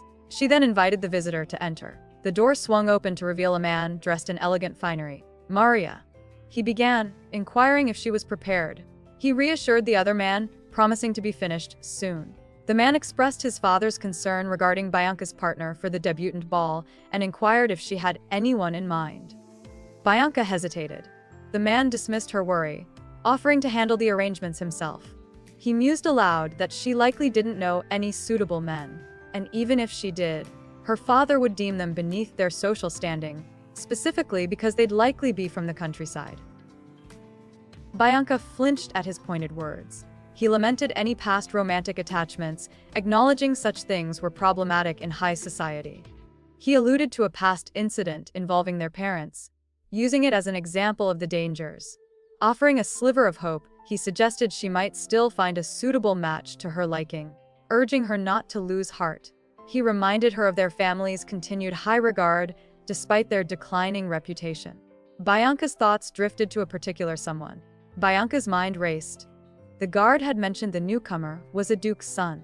This meant he might attend the upcoming ball, and if fortune favored her, a dance might lead to his notice. A thrilling thought sparked. Could she win his heart? A flicker of her mother's hope ignited within her before she abruptly recoiled, questioning her own audacious thoughts. Yet, a rebellious whisper urged her to indulge her fantasies, however fleeting they might be. Bianca tapped her fan against her hand, incredulous. She couldn't believe such a dress still existed. She mused that it felt like they had traveled back to her grandmother's time. Bianca inquired if he had anything to add. Flustered, he stammered, admitting his lack of knowledge about dresses. Bianca pressed him, questioning his presence there. She then briskly dismissed the displayed gown, instructing Maria to change into the one she had chosen. Bianca declared she wanted it done immediately, before expressing her pleasure at having a change of scenery. Bianca confessed her tendency to overthink, especially at home, and even more so after receiving a certain letter. Her brother then revealed House Winkeiser's proposal to begin wedding preparations, suggesting May as a suitable month. He expressed gratitude for the other man's assistance to his younger sister. The red-haired man apologized for missing Bianca during a prior visit, offering future hospitality should he return. Bianca offered a polite thanks. The anticipation hung in the air as Maria gracefully emerged, the new gown swirling around her. Bianca inquired what they thought of the dress. A moment of surprised silence followed before Bianca reassured them, declaring the dress perfect, precisely what she had envisioned. Bianca mused that Maria would be the perfect debutante. All that remained was finding her a suitable partner. A specific individual came to mind, the only contender Bianca could imagine. Gripping her dress, she realized that her survival hinged on uniting Maria and this unnamed man. Despite her awareness of the situation, a strange feeling overtook her. Bianca admitted she couldn't stop thinking about that moment. Her heels clicked against the polished floor. A man inquired about the esteemed Lady Crawford's presence. He revealed his supposed knowledge of her seeking forged documents, expressing his disappointment after anticipating her visit. Bianca apologized, but quickly questioned the man's accusation of forgery. She clarified she merely requested expedited service. He pushed back, inquiring about her desire to relocate the sponsored orphanage. Bianca internally cursed his loose lips. She defended her actions, claiming she had no other option. Ricardo mused that Bianca wasn't the same woman he once knew. Bianca, recalling a past moment of opulent indifference, probed Ricardo about his perception of her. He admitted his uncertainty. A smirk touched his lips as he declared his approval regardless. Bianca questioned if he was teasing her. He swiftly denied it. A rattle startled her. She addressed him as, "Your Royal Highness." He agreed to her request, but, with a condition, he desired the same attention she gave Ricardo. He pointed out that a man of his accomplishments could have anything he wanted. Bianca realized the intense look on his face wasn't playful. She internally noted his lingering resentment over her choice of Ricardo. She mused that such a handsome man harbored surprising pettiness. With a subtle smirk, she agreed to his terms. Bianca swallowed hard, a sudden realization dawning on her. Could Asel's behavior stem from something other than pettiness? He confirmed her name, a subtle smirk playing on his lips. She pledged to fulfill any request he made. He claimed the name he bestowed upon her held a magical power. Bianca stammered, requesting clarification. He reached out, his fingers brushing against her skin. He assured her desires would manifest, on one condition: she address him as Asel. Bianca paused, a sudden realization electrifying her thoughts. He pondered the weight of his choices. Rather than simply altering his behavior, what if he selected an entirely different path? What consequences would follow such a drastic decision? A voice called out to Bianca. Contemplative, she touched her cheek, questioning the true identity of her escort. A confident voice confirmed her suspicions. Bianca's anxiety surged, wondering what to do. She confessed her nervousness, acknowledging the nerve-wracking nature of first encounters. Bianca marveled, unable to believe Lord Winkeiser would be her escort. A gloved hand clasped hers. She realized it wasn't a dream, but reality. Her companion revealed she had personally vouched for Bianca to Lord Winkeiser, believing he was the perfect debutante partner. Bianca's attention snapped back, her expression shifting as her friend addressed her. The other woman explained securing Lord Winkaiser hadn't been easy but expressed relief at his acceptance. Overflowing with gratitude, Bianca effused thanks, wondering how she could ever repay such kindness. Her friend waved it off, assuring her it was hardly necessary. She then confessed her initial impression of Bianca. Beautiful, but cold and even a little intimidating. Bianca's eyes widened in surprise at the unexpected revelation. Her friend continued, explaining that the more they talked, the more she realized Bianca's genuine warmth. Lord Winkaiser, his expression neutral, inquired if they were finished. He suggested they begin their departure if everyone was ready. Bianca wondered aloud if it was truly him. Surprised, she confessed she hadn't expected him to remember her. Lost in a whimsical daydream, Bianca pondered if this was fate, a fairy tale encounter. She mused about meeting a kind fairy godmother and living happily ever after. He complimented Bianca, observing that her dress looked lovely. Bianca flinched, her eyes widening in surprise at being addressed. A sharp knock echoed through the room. Bianca, startled, turned to see Ricardo arrive. A knowing smile played on her lips as she greeted him. He announced he'd been searching everywhere for Bianca. He added that he'd come to retrieve her, as agreed. Bianca questioned the sudden shift in atmosphere. He countered, asking if she wasn't pleased to see him. He pressed her, wondering what she meant by her remark. Asel declared he would be the one escorting Bianca to the ball. At the lavish ballroom, guests murmured in surprise. Bianca paused, a flicker of confusion crossing her face. Whispers rippled through the ballroom. Guests questioned the unexpected pairing of Bianca and the royal. Bianca sharply questioned Asel's claim on being her escort, reminding him of his earlier words about a promise. Asel, with a sly grin, dismissed his prior pronouncements as mere amusement. Ricardo appeared utterly astonished. Asel mused that he couldn't recall the last time he'd seen any emotion on Ricardo's stoic face. He admitted it was quite satisfying. He then worried aloud that he would have a lot of explaining to do thanks to Bianca. She laughed, dismissing his concern, stating there was nothing to explain. She pointed out that everyone already knew Ricardo wasn't her partner for the ball, implying someone else could easily fill that position. Asel presented Bianca with a gift, hoping to lift her spirits. He confessed his surprise at seeing Ricardo escorting Marcus Wensbury's daughter, speculating it was more befitting a crown prince. He reminded Bianca that appearances mattered, especially in their circles. Asel complimented Bianca's quick understanding, revealing his intention had been a surprise. Bianca directed a maid to take something to her room. The maid obeyed. Asel muttered about a waist. Bianca, intrigued, pressed him for clarification. Asel's gaze intensified, settling on Bianca, and a single word escaped his lips, throwing Bianca into visible confusion. A blush crept up her cheeks as she stammered in bewilderment. Asel insisted he was serious. He considered it a privilege to assist Bianca. He placed 2 glasses on a nearby table with a decisive clink. He declared this a golden opportunity, then boldly asked Bianca for a dance. Her hand trembled, then slipped from his grasp. A troubled thought flickered across her features. For an illegitimate child? Onlookers whispered their assessments of Bianca, some impressed by her appearance despite her supposed common origins, others noting the apparent compatibility between her and Ricardo. A sudden hush fell over the group. Bianca's expression turned serious as a chilling thought took hold. It has finally begun. Ricardo's face was etched with concern. He worried aloud, questioning his ability to maintain a facade of normalcy. Bianca and Ricardo strolled arm in arm. Suddenly, Bianca stumbled with a small cry. A look of surprise flashed across her face, followed by a confused sound. Ricardo reacted swiftly, catching her and asking if she was all right. Bianca stammered her thanks. Whispers rippled through the onlookers, questioning her stumble. Some wondered if it was a deliberate ploy for attention. Others remarked on how well Bianca and Ricardo appeared together. One noblewoman's blunt observation sparked a tense moment. Bianca calmly reassured her that the comment was harmless. Bianca internally lamented her susceptibility to Ricardo's words. As he steadied her, Ricardo inquired about her well-being, his concern evident. Bianca, regaining her composure, questioned his meaning. Ricardo teased Bianca, noting her distraction from their dance. He dramatically confessed his racing heart, aware his aide could interrupt at any moment. Bianca sighed, observing his apparent talent for charming women. He He playfully inquired if he had made her swoon. A simple, "No," was her swift reply.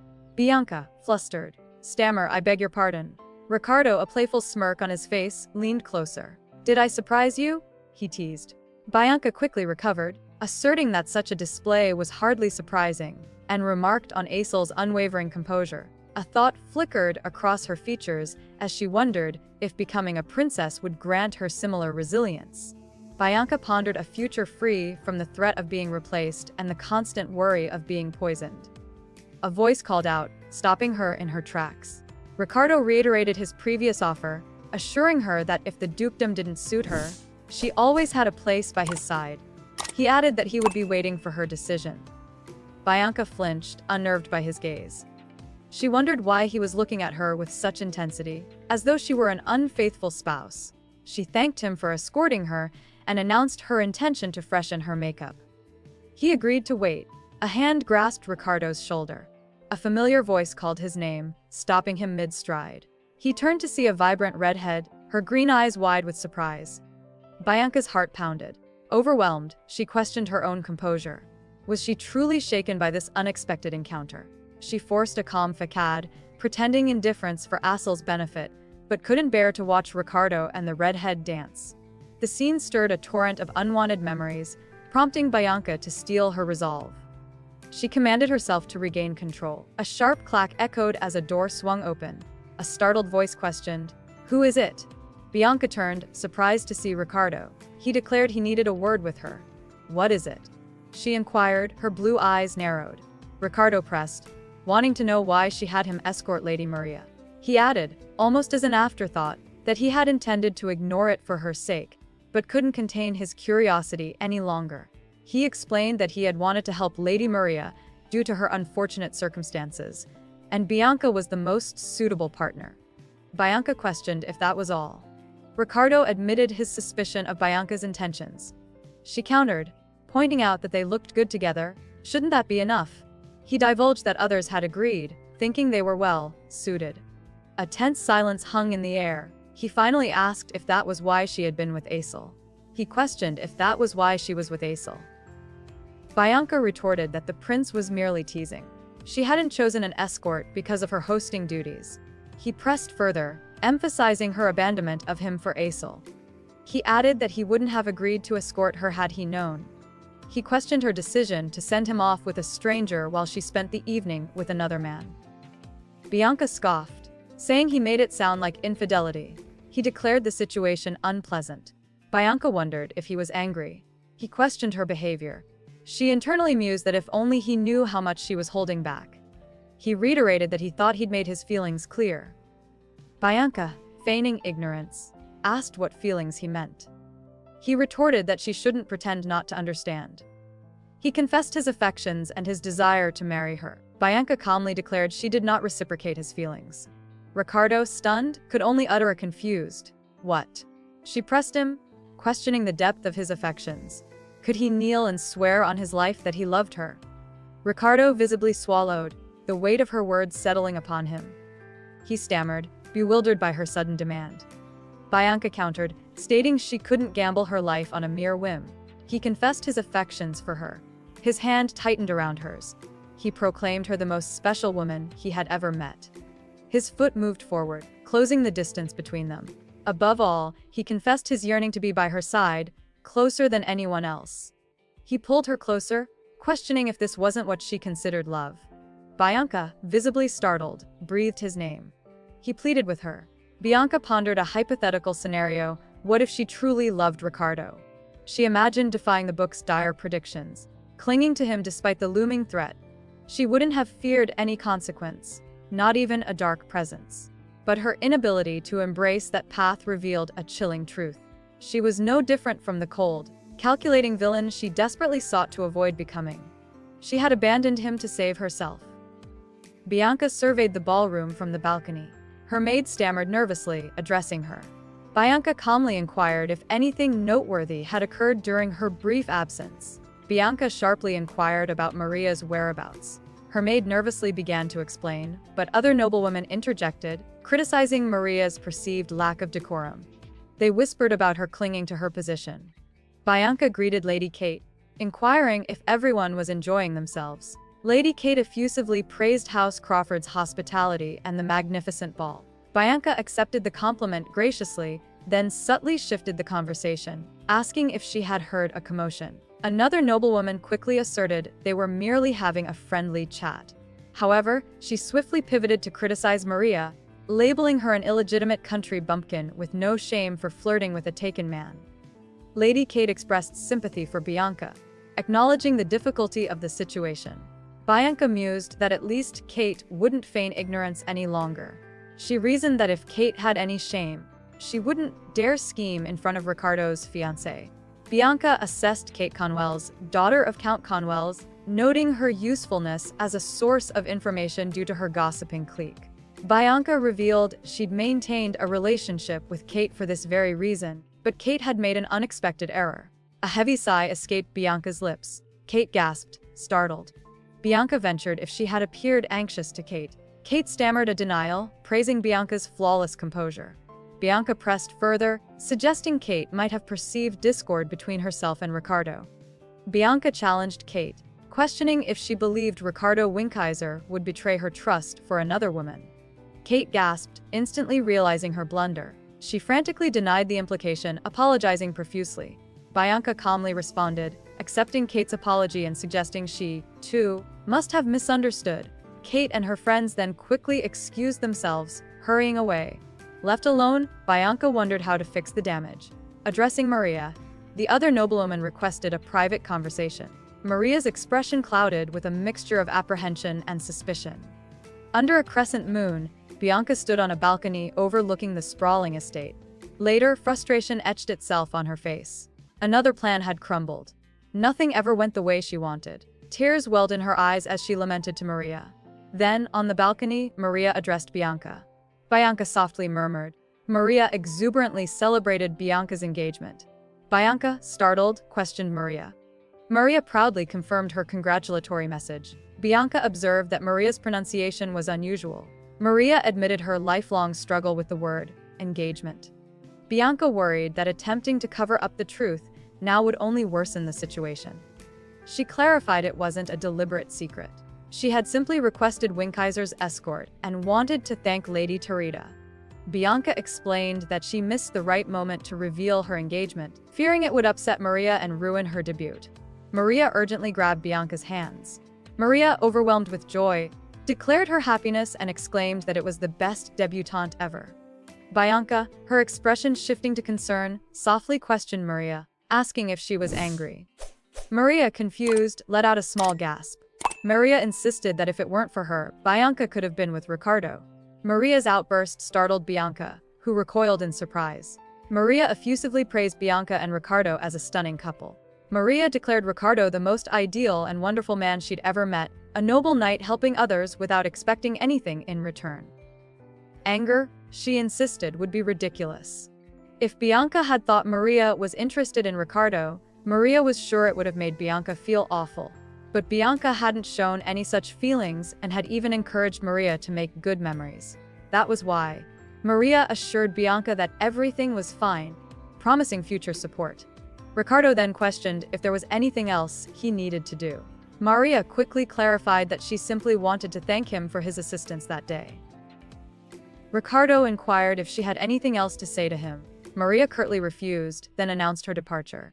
Observing the scene unfold, an unseen individual noted a potential misunderstanding between Bianca and Ricardo, expressing hope for future clarification.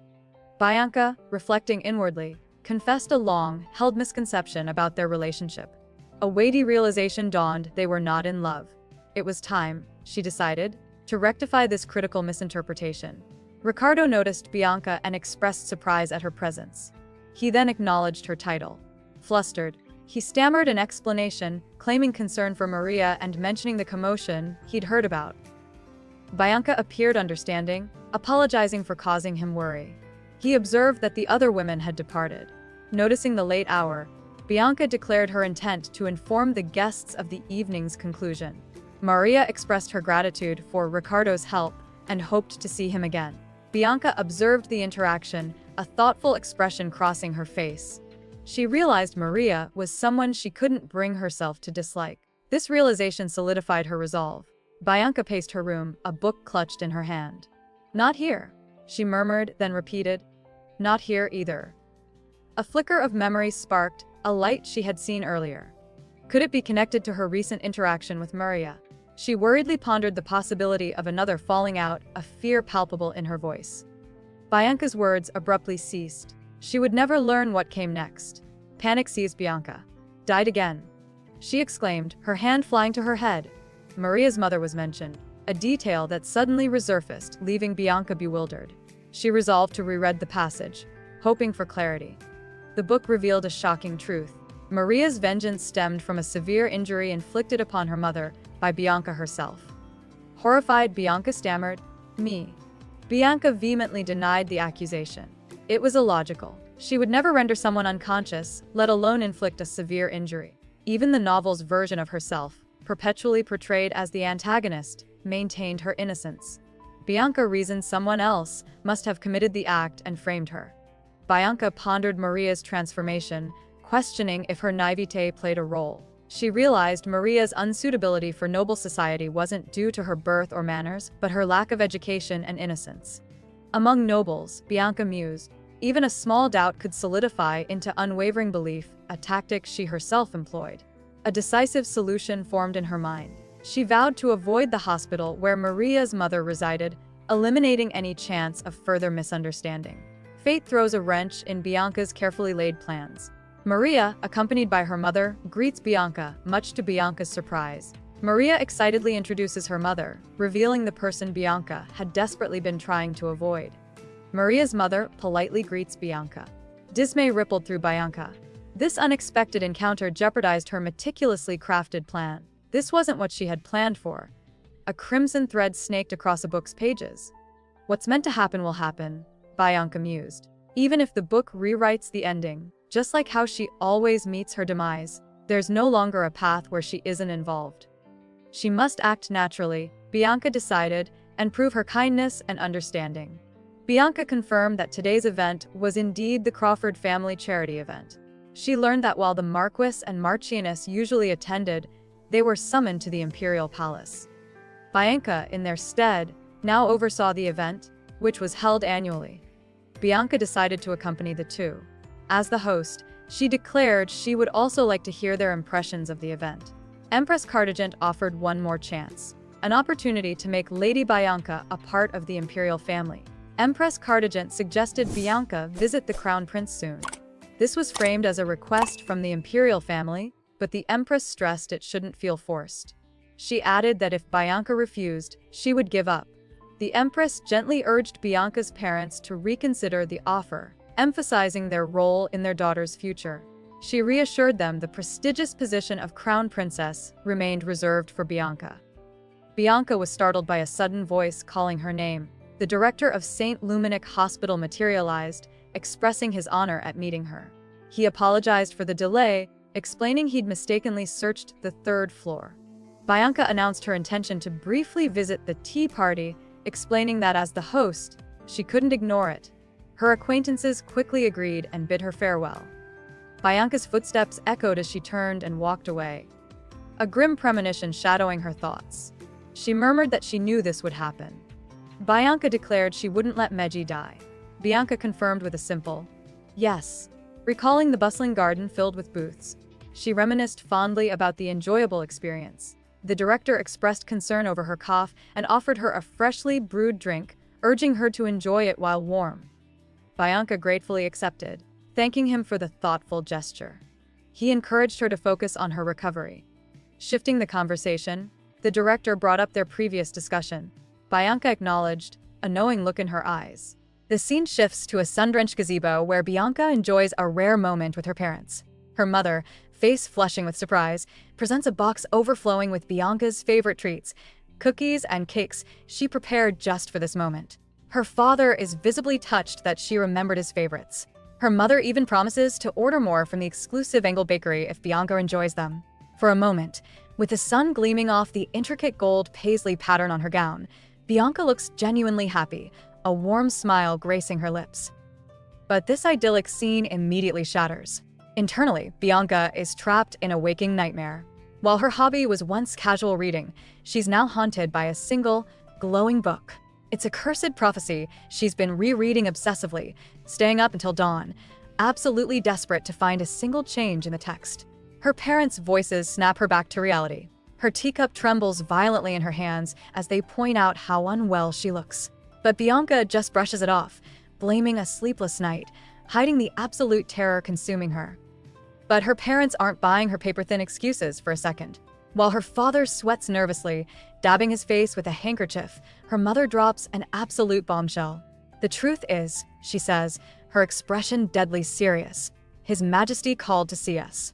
The words hit Bianca like a physical blow. The king himself? This is an escalation she never saw coming. Her meticulously planned future and her engagement to Ricardo are no longer just a family affair. They're now a matter of royal interest, and that is terrifying news. With no other choice, Bianca presents herself at the palace.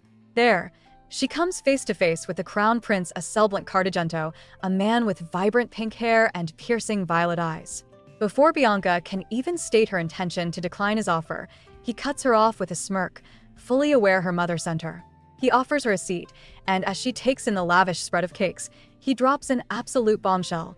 He apologizes for their marriage plans being destroyed 10 years ago, leaving Bianca utterly bewildered. Bianca is absolutely floored. What destroyed marriage plan? But with a devastatingly smug grin, Asel jogs her memory. A flashback rips through the scene, showing a tiny, furious Bianca in a simple pink dress, screaming directly in a young Asel's face, "I don't want to marry you." The absolute audacity. He reminds her she said it right in front of him. After all these years, he never forgot that brutal rejection. Now he's holding it over her head, casually pointing out that the rumors of her split with Ricardo started because he stole her away. Bianca tries to shut him down, insisting her relationship with Ricardo is completely unchanged. But Asel, the pink-haired prince, just smirks. "Is that so?" he purrs before dropping the hammer. "Then it is not okay." Bianca is floored. Asel then reveals the jaw-dropping truth. He's been watching them for 10 years. 10 years. He's seen zero adoration, zero passion. With his violet eyes fixed on her, he reveals his obsession, admitting he can't understand why he hasn't given up on her. This wasn't a petty prank. This was a decade-long hunt. Asel, draped in his magnificent crimson, fur-lined cape, drops the bombshell with a smug grin. He will get his chance. He then reveals his master plan, the upcoming Victory Day celebration. He's not asking, he's commanding Bianca to stand at a specific place of honor. It's an imperial family duty, he claims, twisting the knife by reminding her that as the Knight Commander's fiancée, she can't refuse without causing a massive scandal. Bianca is bewildered. This is an audacious power play, a public declaration that she's his. But then, a jackpot idea flashes in her mind. This isn't a trap, it's a golden opportunity. Asel, with a confident smirk surrounded by flowers, drops a jaw-dropping confession. "I'll say it seriously," he declares, his violet eyes locked on hers. "I want to steal you from Ricardo." The absolute audacity. Bianca is stunned, her hands trembling as she clutches the purple brocade of her dress. But then, a brilliant realization dawns. This could be her chance. The book has her pegged as a greedy villainess doomed to die for Ricardo. But aligning with the crown prince? That completely rewrites the script. Asel interrupts Bianca's racing thoughts. She's worried about causing friction with Ricardo, but the prince sees this as a jackpot. She's seriously considering his insane proposal. But this is no mere whim. Asel has a checkmate strategy. He reveals his mother, the Empress, is already moving pieces, her image appearing in an icy blue magical aura. He will use the upcoming Victory Day event to publicly claim Bianca, dropping the jaw-dropping confession that he has waited an entire decade for this exact moment. Absolute power move. Reeling from Asel's bombshell confession, Bianca retreats to process this new reality. She admits to herself she's always dreamed of a passionate, all-consuming love, the very thing the crown prince now lays at her feet. All she ever got from Ricardo were ice-cold apologies and a distant gaze. A bitter, heartbreaking truth crashes down on her as she whispers the prince's name, Asher. Anyone could love her, cherish her, anyone it seems, except the man she was promised to. This single thought could rewrite her entire destiny. Just as Bianca dares to dream of a future beyond Ricardo, the world tries to shove her back in her cage. A deluge of invitations floods her desk, each one a gilded insult. From pink envelopes to green, they all sing the same infuriating song. Please attend with young Duke Winkhazer. The absolute audacity. They don't want the brilliant Lady Crawford. They want Ricardo's arm candy. Her rage boils over as she crumples another letter in her fist. Are they saying I'm not enough on my own? But it's not just the disrespect. A bone-chilling silence has fallen between her and Ricardo since the ball. For a couple engaged since childhood, this is unheard of. The old Bianca, blinded by arrogance, would have assumed he was busy with his nightly duties. But RMC smells a rat. Her blue eyes narrow with suspicion as a cold dread grips her. Is he thinking of breaking off the engagement? Just then, her finger traces the elegant script on a pink envelope. An invitation from the Countess of Cornwall. Jackpot. The Countess's invitation is practically groveling, a long-winded apology for her stunt at the ball. Bianca remembers humiliating her and smirks. This is perfect. Not everyone you benefit from becomes an enemy, she thinks, her mind already 5 steps ahead. With a flick of her red feather quill, she accepts the tea party. But that's just a sideshow. She immediately rings her bronze bell and summons Panya, commanding a trip to the Sparta orphanage. Her eyes drift to the prophecy book. She accepted Prince Asel's proposal, but was it enough to change her doom? With her execution date still locked in, Bianca realizes empty proposals won't cut it. She needs to force a new narrative through action. The scene shifts to the Sparta orphanage, where a staff member is absolutely floored by a colossal donation. Bianca, looking impossibly chic in a new outfit with a black beret, casually sips her tea. She explains she simply turned a recent high society ball into a massive charity event for them. This strategic masterstroke leaves the director stammering that Bianca is the most trustworthy person she knows, a compliment that visibly stuns our villainess. Bianca's charity was a masterstroke, but she's not naive. She knows a mountain of gold, represented by a shadowy, grinning tempter, can corrupt even the purest souls. But seeing the director's genuine joy, Bianca presses her advantage, inquiring about the teacher she suggested hiring. The director is ecstatic. A tutor now visits 4 times a week, and the results are jaw-dropping. Every single child, some clutching stuffed elephants as they learn, can now read and write their own name. Overwhelmed with emotion, the director declares they can never thank Bianca enough. Just as Bianca is basking in her flawless reputation overhaul, the door swings open. In walks Ricardo himself, looking sharp in a brown waistcoat. The director is instantly flustered, but Bianca, cool as ever with her ornate purple fan in hand, doesn't even blink. She immediately takes control, questioning his unexpected arrival. Before the director can scurry away, Bianca seizes the moment, locking eyes with her stunned fiancé. Actually, she declares with a newfound confidence, I have something to say. You have time, right? The game has just changed. Ricardo is utterly blindsided. Without missing a beat, Bianca drops a political bombshell. She looks him dead in the eye and reveals the rumors flying around high society that she and Ricardo are on the rocks. And the Empress, smelling blood in the water, is using this supposed conflict as the perfect excuse to push a marriage between Bianca and Prince Asel. Ricardo, rubbing his temples in disbelief, dismisses it as ridiculous gossip. But Bianca, cool and calculating in her chic black beret, lands the checkmate question. Then, what is this tension between us? Just as Ricardo is about to be absolutely obliterated by her logic, the door explodes open. It's little Lala from the orphanage, sprinting in with a piece of paper and completely derailing the high-stakes political showdown. Princess, look. I can write my name, she beams, holding up the sheet. Bianca, still wearing her prim black beret, is stunned into a genuine smile.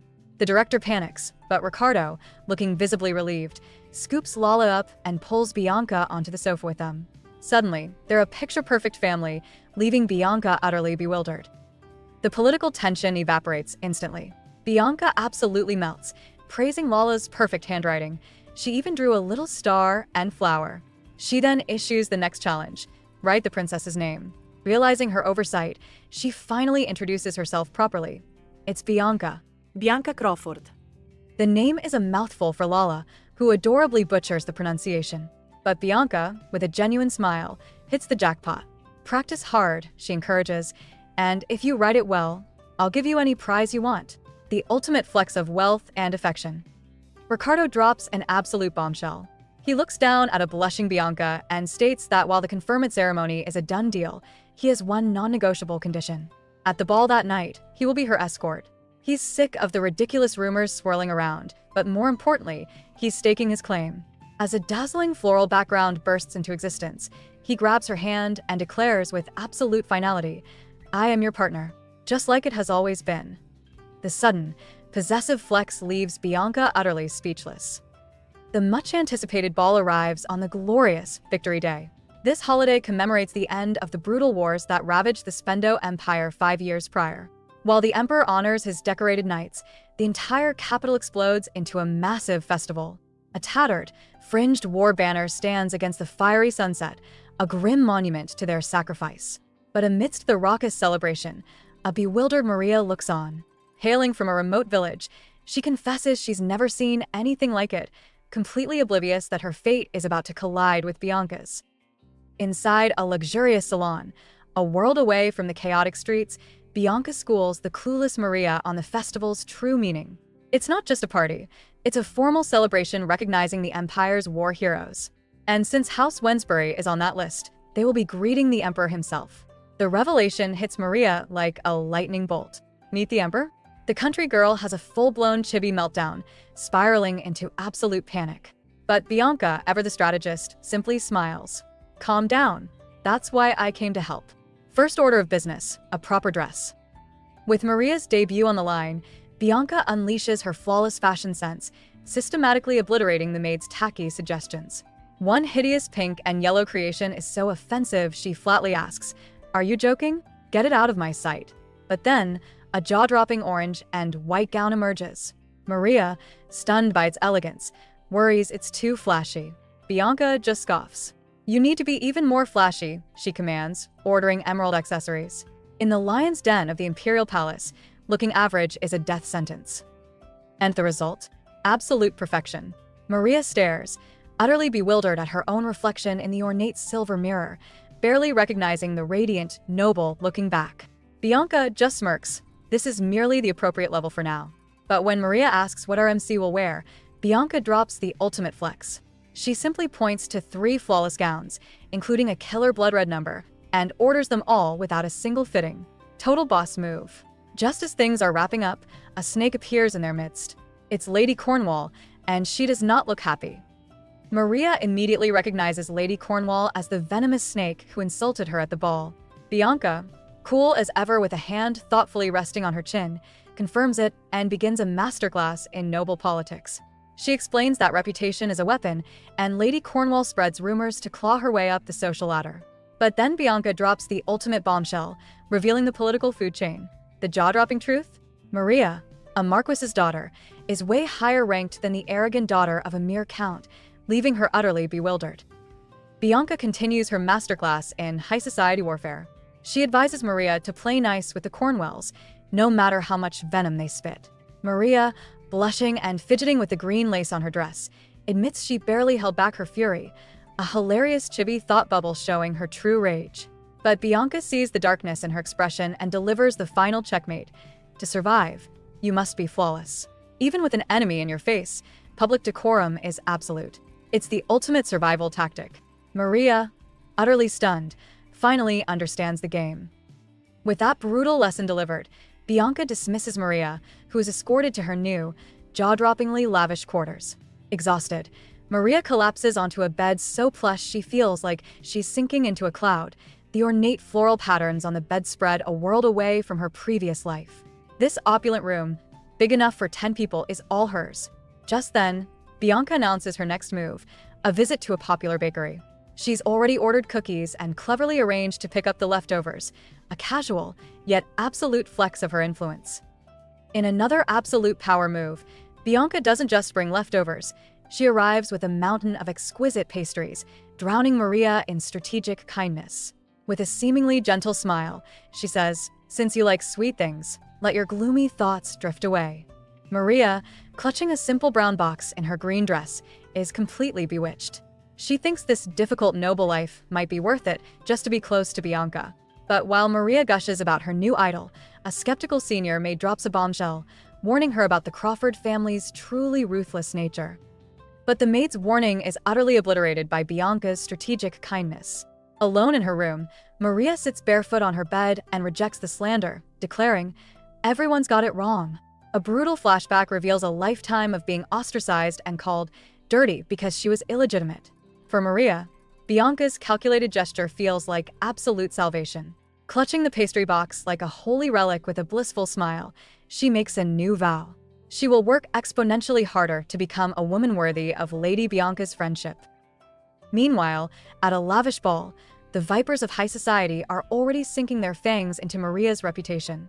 Lady Kate, with a vicious smirk, sneers about the commoner and her mother, her words dripping with condescending poison. The question hangs in the air, a pathetic attempt to bait RMC. Don't you agree it's utterly shameless, Lady Bianca? But Bianca, looking absolutely flawless in a gown of crimson and black lace, is leagues above their petty games. With a chillingly calm smile, she delivers an absolute checkmate. Most people do. A masterclass in social warfare. And just like that, the vipers change their tune. The scene shifts to a sun-drenched garden party where the very same snakes who were just spitting venom now slither up to Bianca with fake smiles. Lady Kate, forgetting her previous smackdown, gushes, "You're always so beautiful. Your dress is like a rose." But RMC, an absolute vision in a jaw-dropping crimson gown adorned with yellow roses, effortlessly parries the empty praise. With a single, chillingly calm glance, she summons her maid Panya, who approaches holding a mysterious, ribbon-wrapped box. The game is far from over. Bianca unveils her masterstroke. Panya opens the box, revealing flawless treats from the legendary Angela Bakery, the ones so exclusive, these ladies couldn't even get an order in. The sight of the perfect checkerboard and swirl cookies shuts them up instantly. It's not a gift, it's a declaration of power. With a sweet smile, Bianca claims she got them just for them. But inside, she's ice cold, relishing their shock. She's not just a guest, she's the one running the entire show, and they all know it. Bianca, a vision in a stunning crimson gown and an intricate black choker, barely tolerates the mind-numbing drivel. She's already exhausted, predicting every vapid topic for the next several hours: dresses, skincare, and who's sleeping with whom. While the other ladies chatter endlessly, Bianca internally scoffs. To her, they're all just walking mannequins, blindly copying trends. Her mind flashes to the crying daughter of Viscount Milton, just another predictable face in this tedious social theater. She sips her tea, already over it. But while the noble women drone on about dresses and status, Bianca's mind completely checks out. Her thoughts drift to someone who actually matters, little Lala from the orphanage. She envisions the girl growing up, a bright future ahead, radiant in a flowing pink dress with a giant red bow. This is a future worth protecting. Just then, a voice snaps her back to reality. "Don't you think so, Lady Bianca?" Having heard absolutely nothing, Bianca, her ruby necklace glinting, just gives a vague nod, playing along with the pointless chatter. The oblivious noble women are ecstatic that Bianca seems to agree with their vapid chatter. Internally, a chibi Bianca with her red fan dismisses the whole conversation as dumb, but decides to humor them. Having reached her absolute limit, RMC makes her grand escape. The scene cuts to her elegant white carriage arriving at what looks like the orphanage. The kids are playing tag, but then they choose their next victim, and it's the jackpot. The red-headed Maria, looking completely bewildered, has just been tagged into this fateful encounter. The children scream for their friend to flee, but it's hopeless. Maria, with a triumphant grin, playfully tags the little girl. And clapping from the sidelines like a proud father is none other than Ricardo, looking completely at ease in a billowy white shirt. Just as Bianca steps from her carriage, utterly bewildered by the scene, little Lala spots her and shrieks, "Princess!" In an instant, the children swarm past Ricardo, rushing to greet their hero.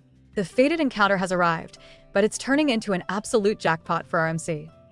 Ricardo and Maria become completely invisible. The children swarm past them, their world revolving solely around Bianca in her stunning crimson gown.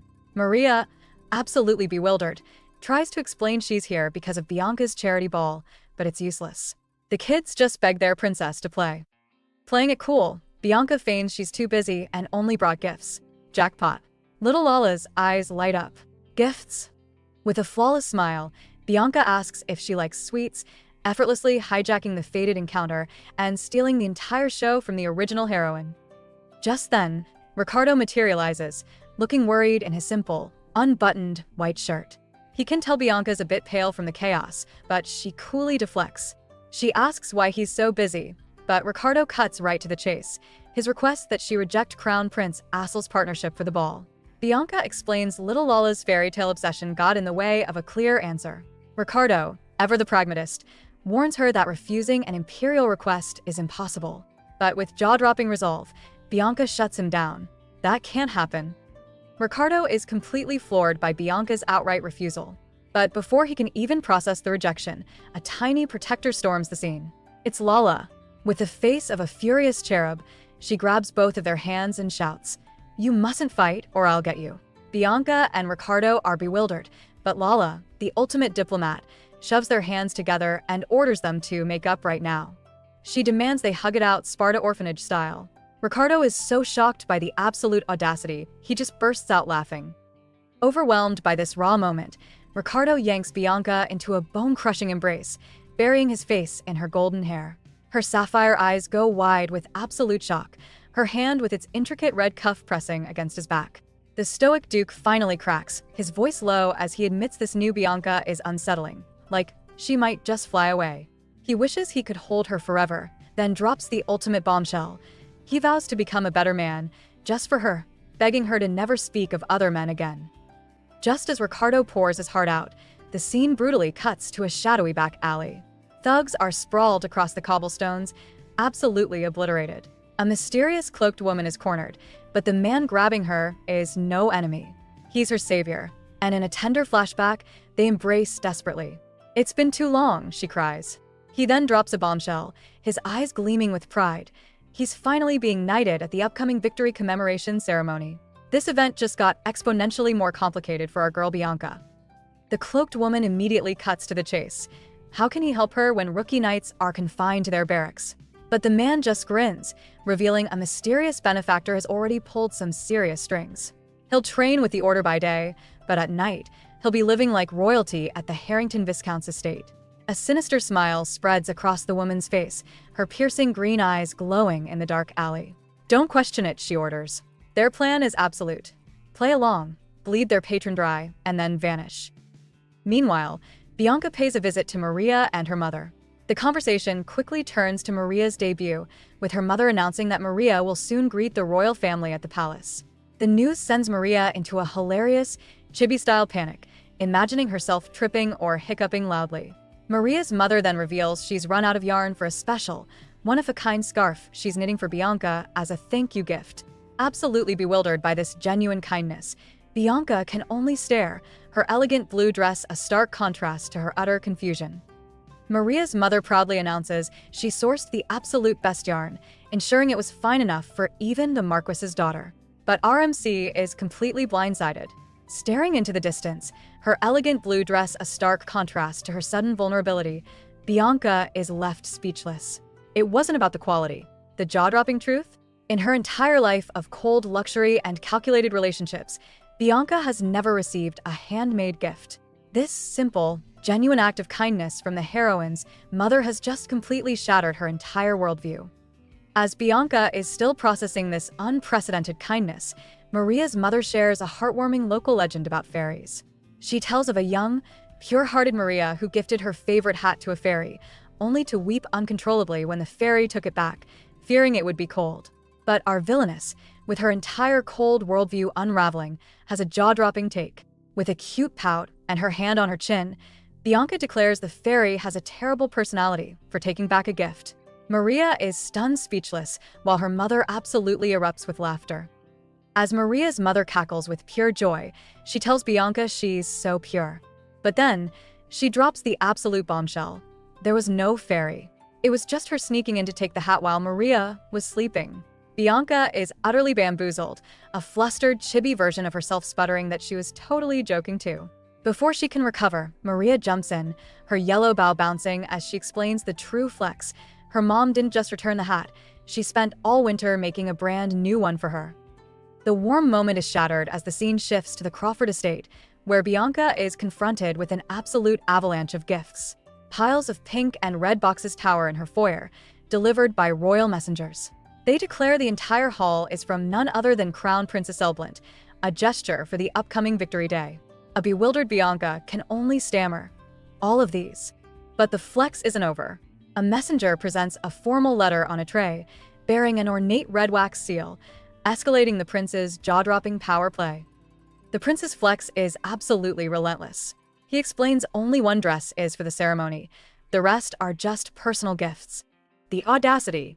Bianca groans at his sappy flattery, but can't deny the quality. Her fingers trace a flawless pink gown, her eyes locking onto a gem that can only come from the imperial palace.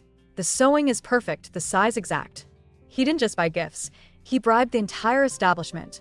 Checkmated by his overwhelming gesture, she orders her maid to put away her original dress. A royal power move. Exhausted by the prince's political chess match, Bianca dismisses her maid Panya, retreating to her ornate blue chambers to rest. But the day isn't over yet. Later, Ricardo intercepts her by carriage, and he's not empty-handed. He presents her with a small, elegant box. Inside rests a flawless diamond leaf hairpiece. In a jaw-dropping moment of sincerity, Ricardo admits he carried it in his pocket, apologizing that the ribbon got crushed. This single, heartfelt gesture absolutely obliterates Asel's soulless display of wealth. A true knight's gift. Back in her room, Bianca is absolutely reeling, her cheeks flushed as she sinks into her ornate blue bedding. She compares the two gifts. Prince Asel's flashy, soulless brooch versus Ricardo's heartfelt diamond hairpiece. The absolute audacity of Ricardo. He stuffed a priceless custom order in his pocket. But then the realization hits her like a tidal wave. He commissioned it because Bianca means white and pure. It wasn't a political gesture. It was profoundly personal. This calculated thoughtfulness obliterates the prince's shallow games, and she calls herself a fool. The very next day, the entire capital explodes for the Empire's victory commemoration. While war heroes meet the Emperor and knights are sworn in, Bianca prepares for the real battlefield, the Imperial Ball. She makes her grand entrance not as a noblewoman, but as a descending goddess. Dressed in a flawless white and blue gown, adorned with an intricate golden phoenix, she leaves everyone speechless. Maria is absolutely floored, her jaw on the ground as she stammers, "Lady Bianca, you're so beautiful." The game is on, and Bianca is playing to win. Bianca graciously accepts Maria's thanks, but their chat is obliterated when a new challenger enters the arena. It's none other than the Crown Prince Asel, with his unmistakable pink hair, Ricardo trailing behind him like an afterthought. After the ladies give their formal greetings, the prince's eyes lock onto Bianca, a sly grin spreading across his face. He drops an absolute bombshell, declaring that our girl is decked out head to toe in gifts he personally sent her. The stunning revelation leaves Bianca speechless, a bead of sweat on her temple, realizing this political game just became infinitely more complicated. The prince lays it on thick, claiming he rushed over just for her, while Ricardo seethes in the background, shooting a grim side eye. But Bianca is no rookie. With flawless, ice-cold composure, she spins the prince's audacious gift into a patriotic act, thanking him for enhancing the imperial ceremony. An absolute power move. She then pivots to Ricardo, putting him on the spot for confirmation. Caught completely off guard, the stoic duke, a bead of sweat on his temple, can only stutter a pathetic agreement, utterly outmatched in this royal chess game. The crowd absolutely erupts in whispers, bewildered by the prince stealing a dance with Ricardo's fiancée, their closeness sending shockwaves through the hall. But just as the gossip hits a fever pitch, a flustered Reinhard Wensbury rushes in, announcing he's come to escort Bianca. The scene then explodes into a jaw-dropping power move. We're at the knighting ceremony, and Bianca stands before a massive, iridescent stained glass window, not as a guest, but as the one officiating, commanding the kneeling Ricardo to become a sword and shield for the Empire. Ricardo pledges his unyielding loyalty, vowing to protect the children and honor the women of the glorious Empire. And with that, Bianca, standing beside Crown Prince Asel in a stunning white ceremonial gown, officially appoints the new Imperial Knights. The crowd is absolutely bewildered. This ceremony is usually the Empress's duty. Speculation explodes. Has Bianca been chosen as the Crown Princess? Was her engagement just a smokescreen? Ricardo's face darkens, the fury in his eyes unmistakable as nobles recall the prince's stunt at the last ball. The power struggle is real. The scene cuts from the explosive political drama to the quiet Sparta orphanage. As dinner is called, a girl named Nicole meticulously finishes a craft with a pair of shears. She calls over little Lala, who you'll remember as Bianca's tiny defender. With a proud smile, Nicole fastens a handmade yellow cat purse around her neck. Lala is absolutely ecstatic, thanking her friend before they both bolt for the dining hall, ignoring calls not to run. This simple moment of innocence is a world away from the viper's nest Bianca is navigating. At the orphanage dining hall, the children gather around a long wooden table, their simple bowls of soup steaming before them. Lala, ecstatic, shows off her new cat purse to a boy named Robin. The other kids immediately get jealous, joking that Nicole spoils her. Just then, a boy named Peter hands Nicole her allowance, revealing the source of this sudden windfall. It turns out Lady Bianca herself funded a trip to the festival for every single child. The orphans are bewildered. One whispers, "Is she an angel?" But Lala declares with absolute certainty, she's a princess. The children's adoration for Bianca hits a fever pitch. As one explains the concept of imperial knights, little Lala's eyes sparkle, asking if that's where her princess lives. Another orphan corrects her. No princess, but there is a crown prince, Asel, straight out of a fairy tale. The kids lament that Bianca can't join their festival, convinced she's at some dazzling ball. But the irony is absolutely brutal. While they imagine her living a dream, Bianca stands suffocated by the lavish party, her ornate golden dress feeling like a cage as she glares, whispering, "What exactly are you doing?" Staring them down, Bianca is caught between two of the most powerful men in the empire, both clutching her hands.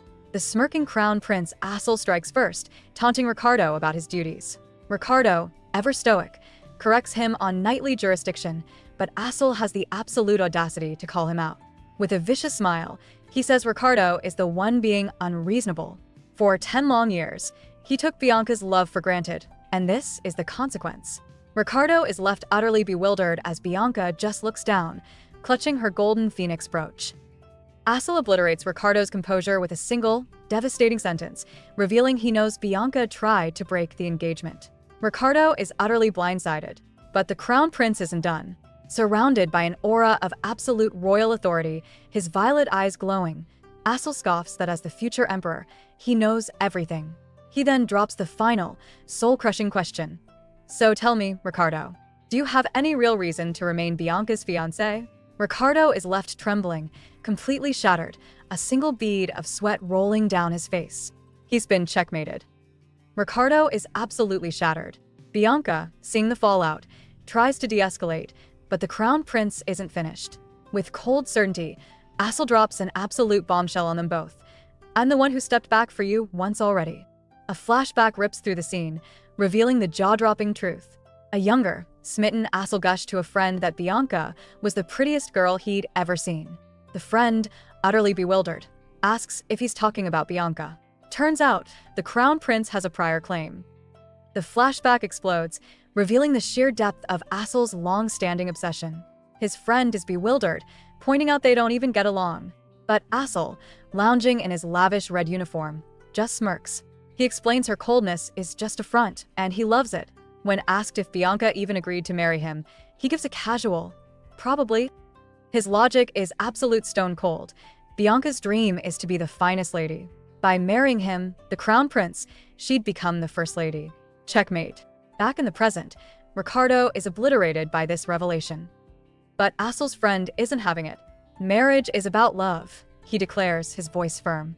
Then, he drops an absolute bombshell. He wasn't oblivious. He knew Bianca liked Ricardo all along. That's the real reason the Crawford family rejected his marriage proposal and chose Ricardo instead. A flashback shows a stone-faced young Asel watching from a distance as Bianca giggles with Ricardo, the sunset casting long shadows. His friend admits he thought Ricardo must have liked her back, since he accepted. This new truth completely shatters Ricardo's reality. But this bombshell only ignites Ricardo's resolve. His eyes burn with newfound determination as he looks past Bianca, straight at his pink-haired rival, and makes a bone-chilling declaration. "Whatever might have been true in the past, I love Bianca now." Checkmate. He doubles down, vowing he won't break the engagement. But Asel, with an ice-cold smirk, fires back the one question that shatters everything. Really? Did Bianca agree to it? Ricardo is floored, utterly speechless. Seeing the confrontation about to explode, Bianca steps in, placing a hand on Asel's arm. "Asel," she says firmly, "that's enough." A look of pained resignation washes over Asel's face as he drops Bianca's hand. "Yeah, it's always like this," he mutters, conceding defeat. He agrees to back off for today, and for a second, it seems like the confrontation is over. But then, the crown prince stops dead. His fist clenches at his side, his violet eyes burning with a terrifying new resolve as he turns back. This won't happen again, he vows, his voice laced with ice. From now on, I won't give anything up. The gauntlet has been thrown.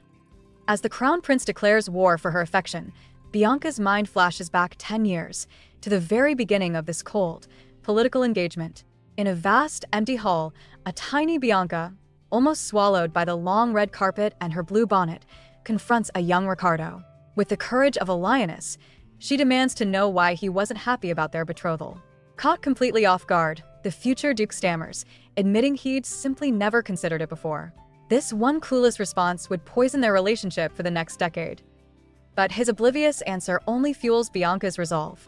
With tears sparkling in her sapphire eyes, she completely misunderstands, thanking him for liking her and declaring she's already accepted the engagement. The sheer force of her emotions overwhelms her, and she bursts into tears. As the baffled Ricardo can only stammer her name, Bianca, clutching her blue dress, makes an ironclad vow. She will become the perfect duchess. She will become a wonderful lady. She promises, with every fiber of her being, that she will make him love her. But her passionate vow is built on an absolute disaster of a misunderstanding. The book reveals that in the future, she'd think Asel saw a broken engagement and tried to swoop in, a thought that completely rattles her. Later, Ricardo, looking immaculate in his white and blue military uniform, corners her. "Do you not like me?" he demands. She stammers a denial, but he sees through it, sensing her fury. He recalls her treating him like dirt, and then drops a bombshell that rewrites their entire history. "I never said I wouldn't marry you." A gut-wrenching realization hits Ricardo. He finally admits it. Asel was right. He'd been careless, pushing Bianca away without a single explanation and letting her down. He apologizes, but our girl has built walls of absolute ice. She cuts him off, reminding him that he doesn't love her and this outcome was inevitable. But Ricardo refuses to accept it. "No," he states, his voice cracking. "I don't want that." His hand clamps down on the sleeve of her ornate gown, his eyes begging as he asks, "How can you say this isn't love?" Ricardo's stoic mask finally shatters. He confesses that seeing Bianca with another man, a ghostly image of her with Asel flashing in his mind, absolutely tears him apart. The thought of being shut out of her life, unable to share her happiness or sadness, is unbearable. Shamefully, he admits it's only now that he feels this crushing frustration and regret. His voice breaks as he covers his face, pleading for just one more chance. Surrounded by white lilies, he desperately asks, "Can't we try again, Bianca?" But any answer to Ricardo's desperate plea is obliterated by the sheer spectacle of the next day, the Victory Commemoration Festival. The main event?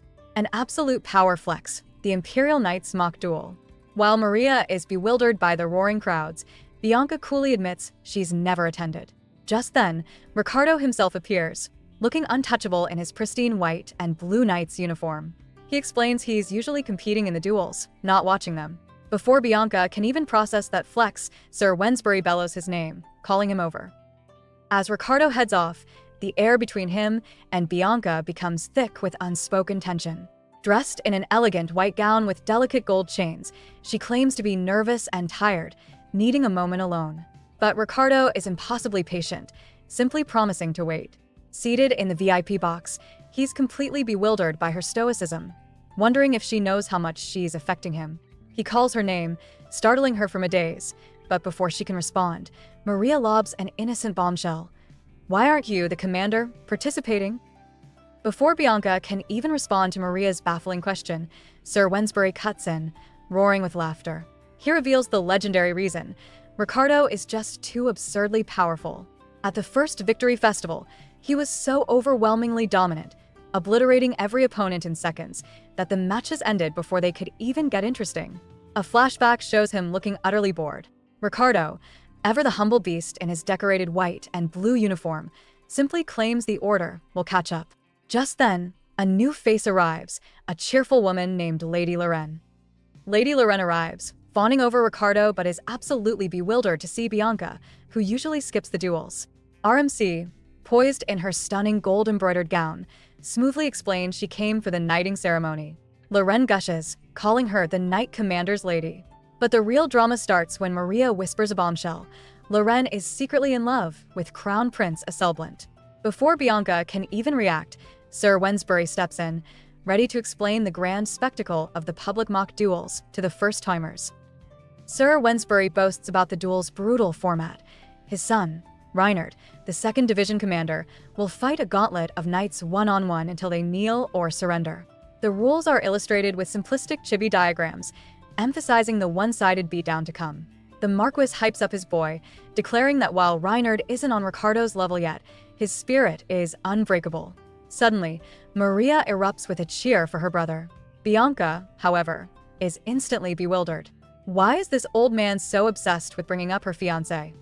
With a blast from the announcer's megaphone, the duel erupts. Reinhard, the crimson-haired commander, wastes zero time, unleashing a ferocious assault. In a blur of motion and a deafening clang of steel, his first opponent is flawlessly dismantled and sent flying. The announcer screams in disbelief. The first match is over in seconds. Even Bianca, watching from the stands, is taken aback by the sheer speed. But high above, Ricardo watches the one-sided beatdown with an icy, unimpressed gaze. This is just child's play to him. While Ricardo clenches his fist, completely unfazed by the peasant-level dueling, Reinhard continues his absolute rampage on the field. With another blur of motion and a flash of his blade, he flawlessly obliterates his next opponent. Another victory for the commander, screams the announcer. Ricardo has seen enough of this amateur hour. He abruptly stands, telling Bianca he's stepping out for a moment. The second he's gone, Maria slides in, asking why so many women are at a swordsmanship event. The jackpot prize? The champion receives a bouquet from a chosen lady. The jackpot prize? The champion gets to offer a bouquet to any lady they choose. Onlookers are absolutely buzzing. Reinhard has never participated in this tradition, but today he's fighting like a demon, clearly with someone in mind. Just as the hype reaches its peak, the entire tournament screeches to a halt. Ricardo storms back onto the field, his face a mask of ice-cold fury. He confronts Reinhard for breaking the rules, but Reinhard reveals his true gambit, dramatically tearing a blue ribbon from his uniform. This was all a ploy to force Ricardo into a duel. Ricardo's power move instantly backfires, turning a private beatdown into a public spectacle. The organizers, seeing a jackpot, immediately announce a surprise duel. The crowd absolutely erupts, a rare chance to see 2 division commanders clash. Even Maria is bewildered, knowing Ricardo wasn't supposed to participate. But our girl Bianca is frozen in horror, her hands clutching her pristine white dress as she watches the disaster unfold. On the grand checkered stage, just before the match, Ricardo lands another crippling blow. Before we begin, he states coldly, "I have a few questions." Ricardo, his expression like ice, offers the red-haired clown one final chance. "You may still back out if you wish." But Reinhard, with absolute audacity, refuses. No. My mind is clearer now than ever. Ricardo's eyes narrow to slits. He demands to know what prompted this suicidal act. Then, Reinhard drops the bombshell that seals his fate, looking right towards our girl. Because Lady Bianca is here. That's it. Drawing his sword, Reinhard thinks this is his one chance.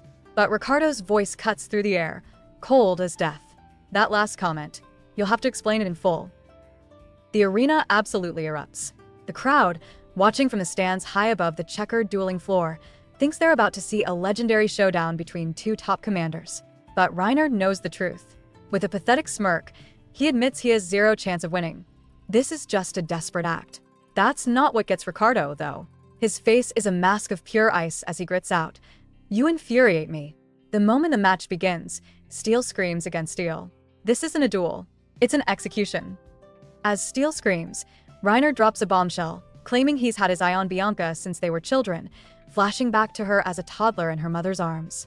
He declares with emerald-eyed intensity that he knows better than anyone how devoted she's been to Ricardo. But this pathetic plea is just noise. Ricardo's face is pure contempt. With a single, flawless step, a deafening clang echoes through the arena. In one contemptuous motion, Ricardo obliterates Reinhard's defense, sending his sword spinning through the air. The duel is over. Absolute domination. But the humiliation isn't over. With Reinhard completely disarmed and exposed, Ricardo doesn't even hesitate.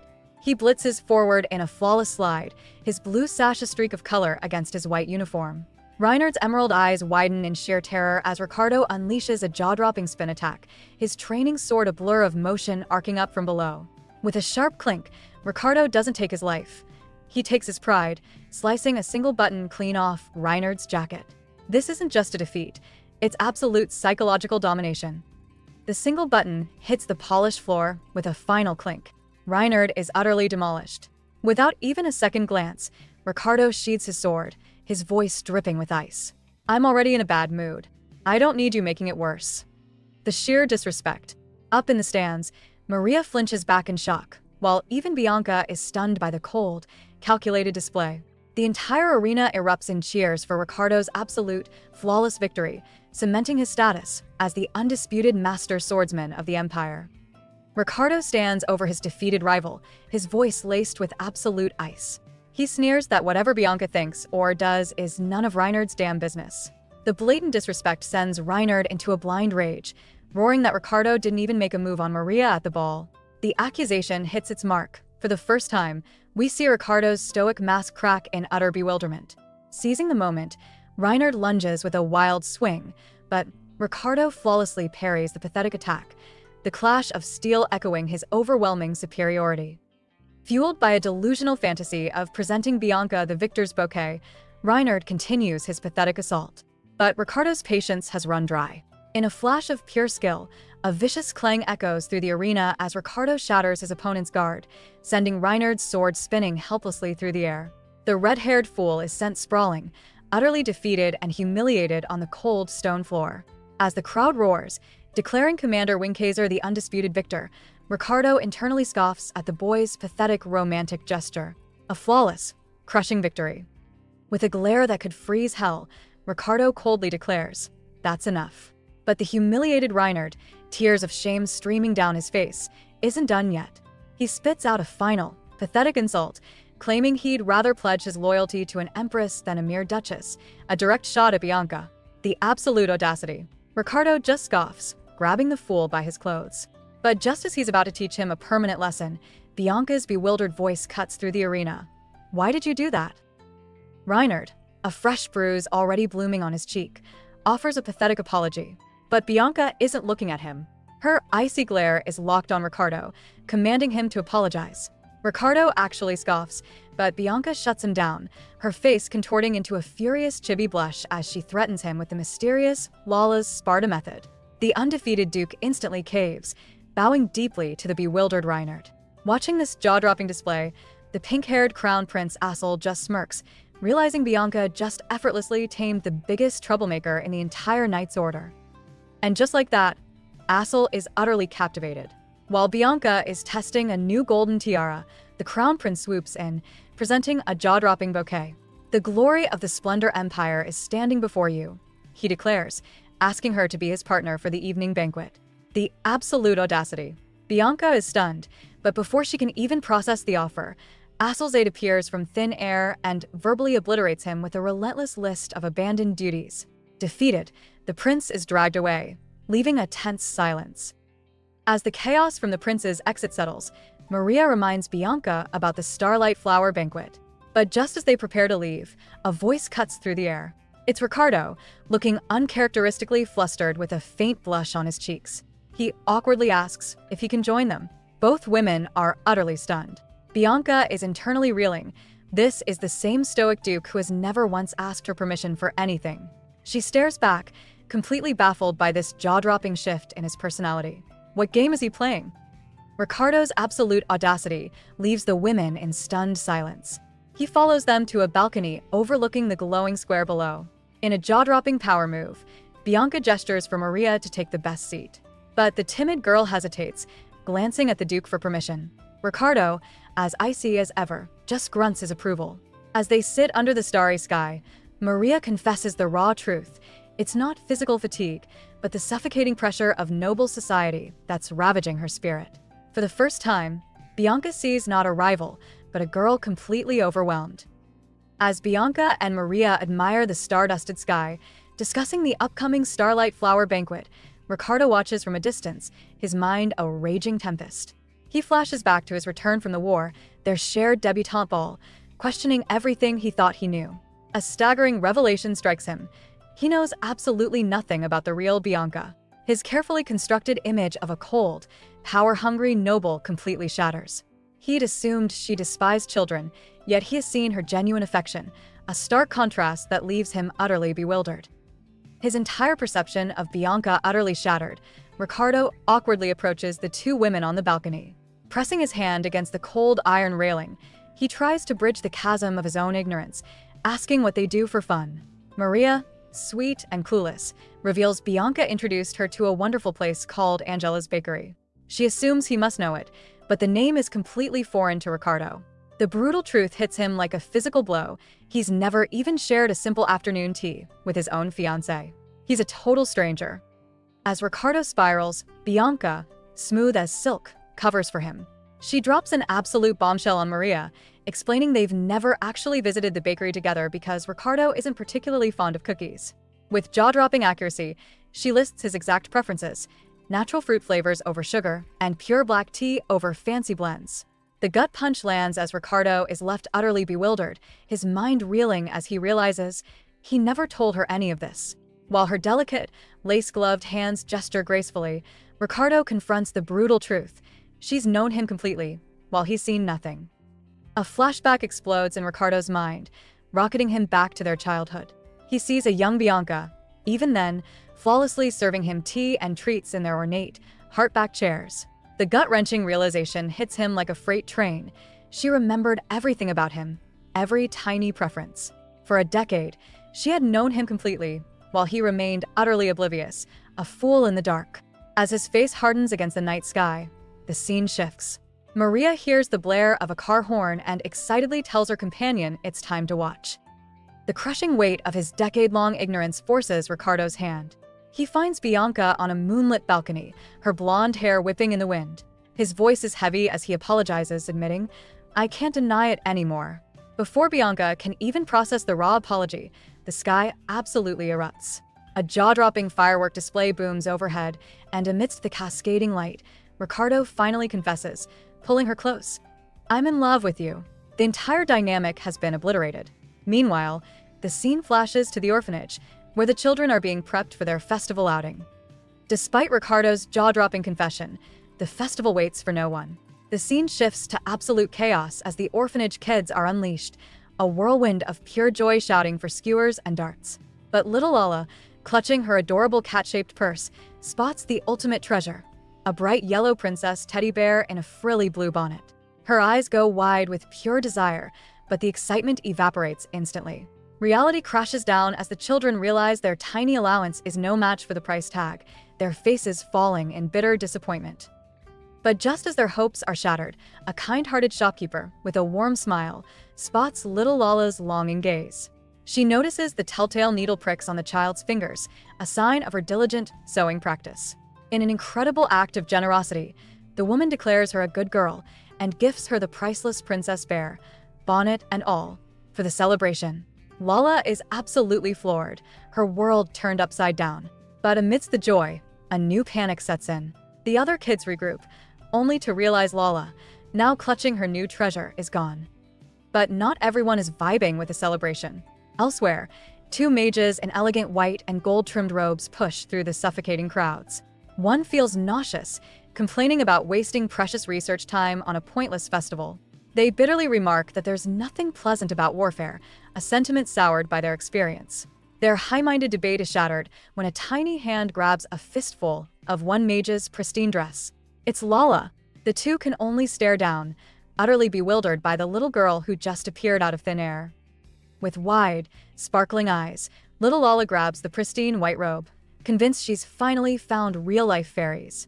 The two powerful mages are utterly bewildered. But before they can even attempt to find her parents, Lala's energy completely drains and she slumps forward, passing out cold.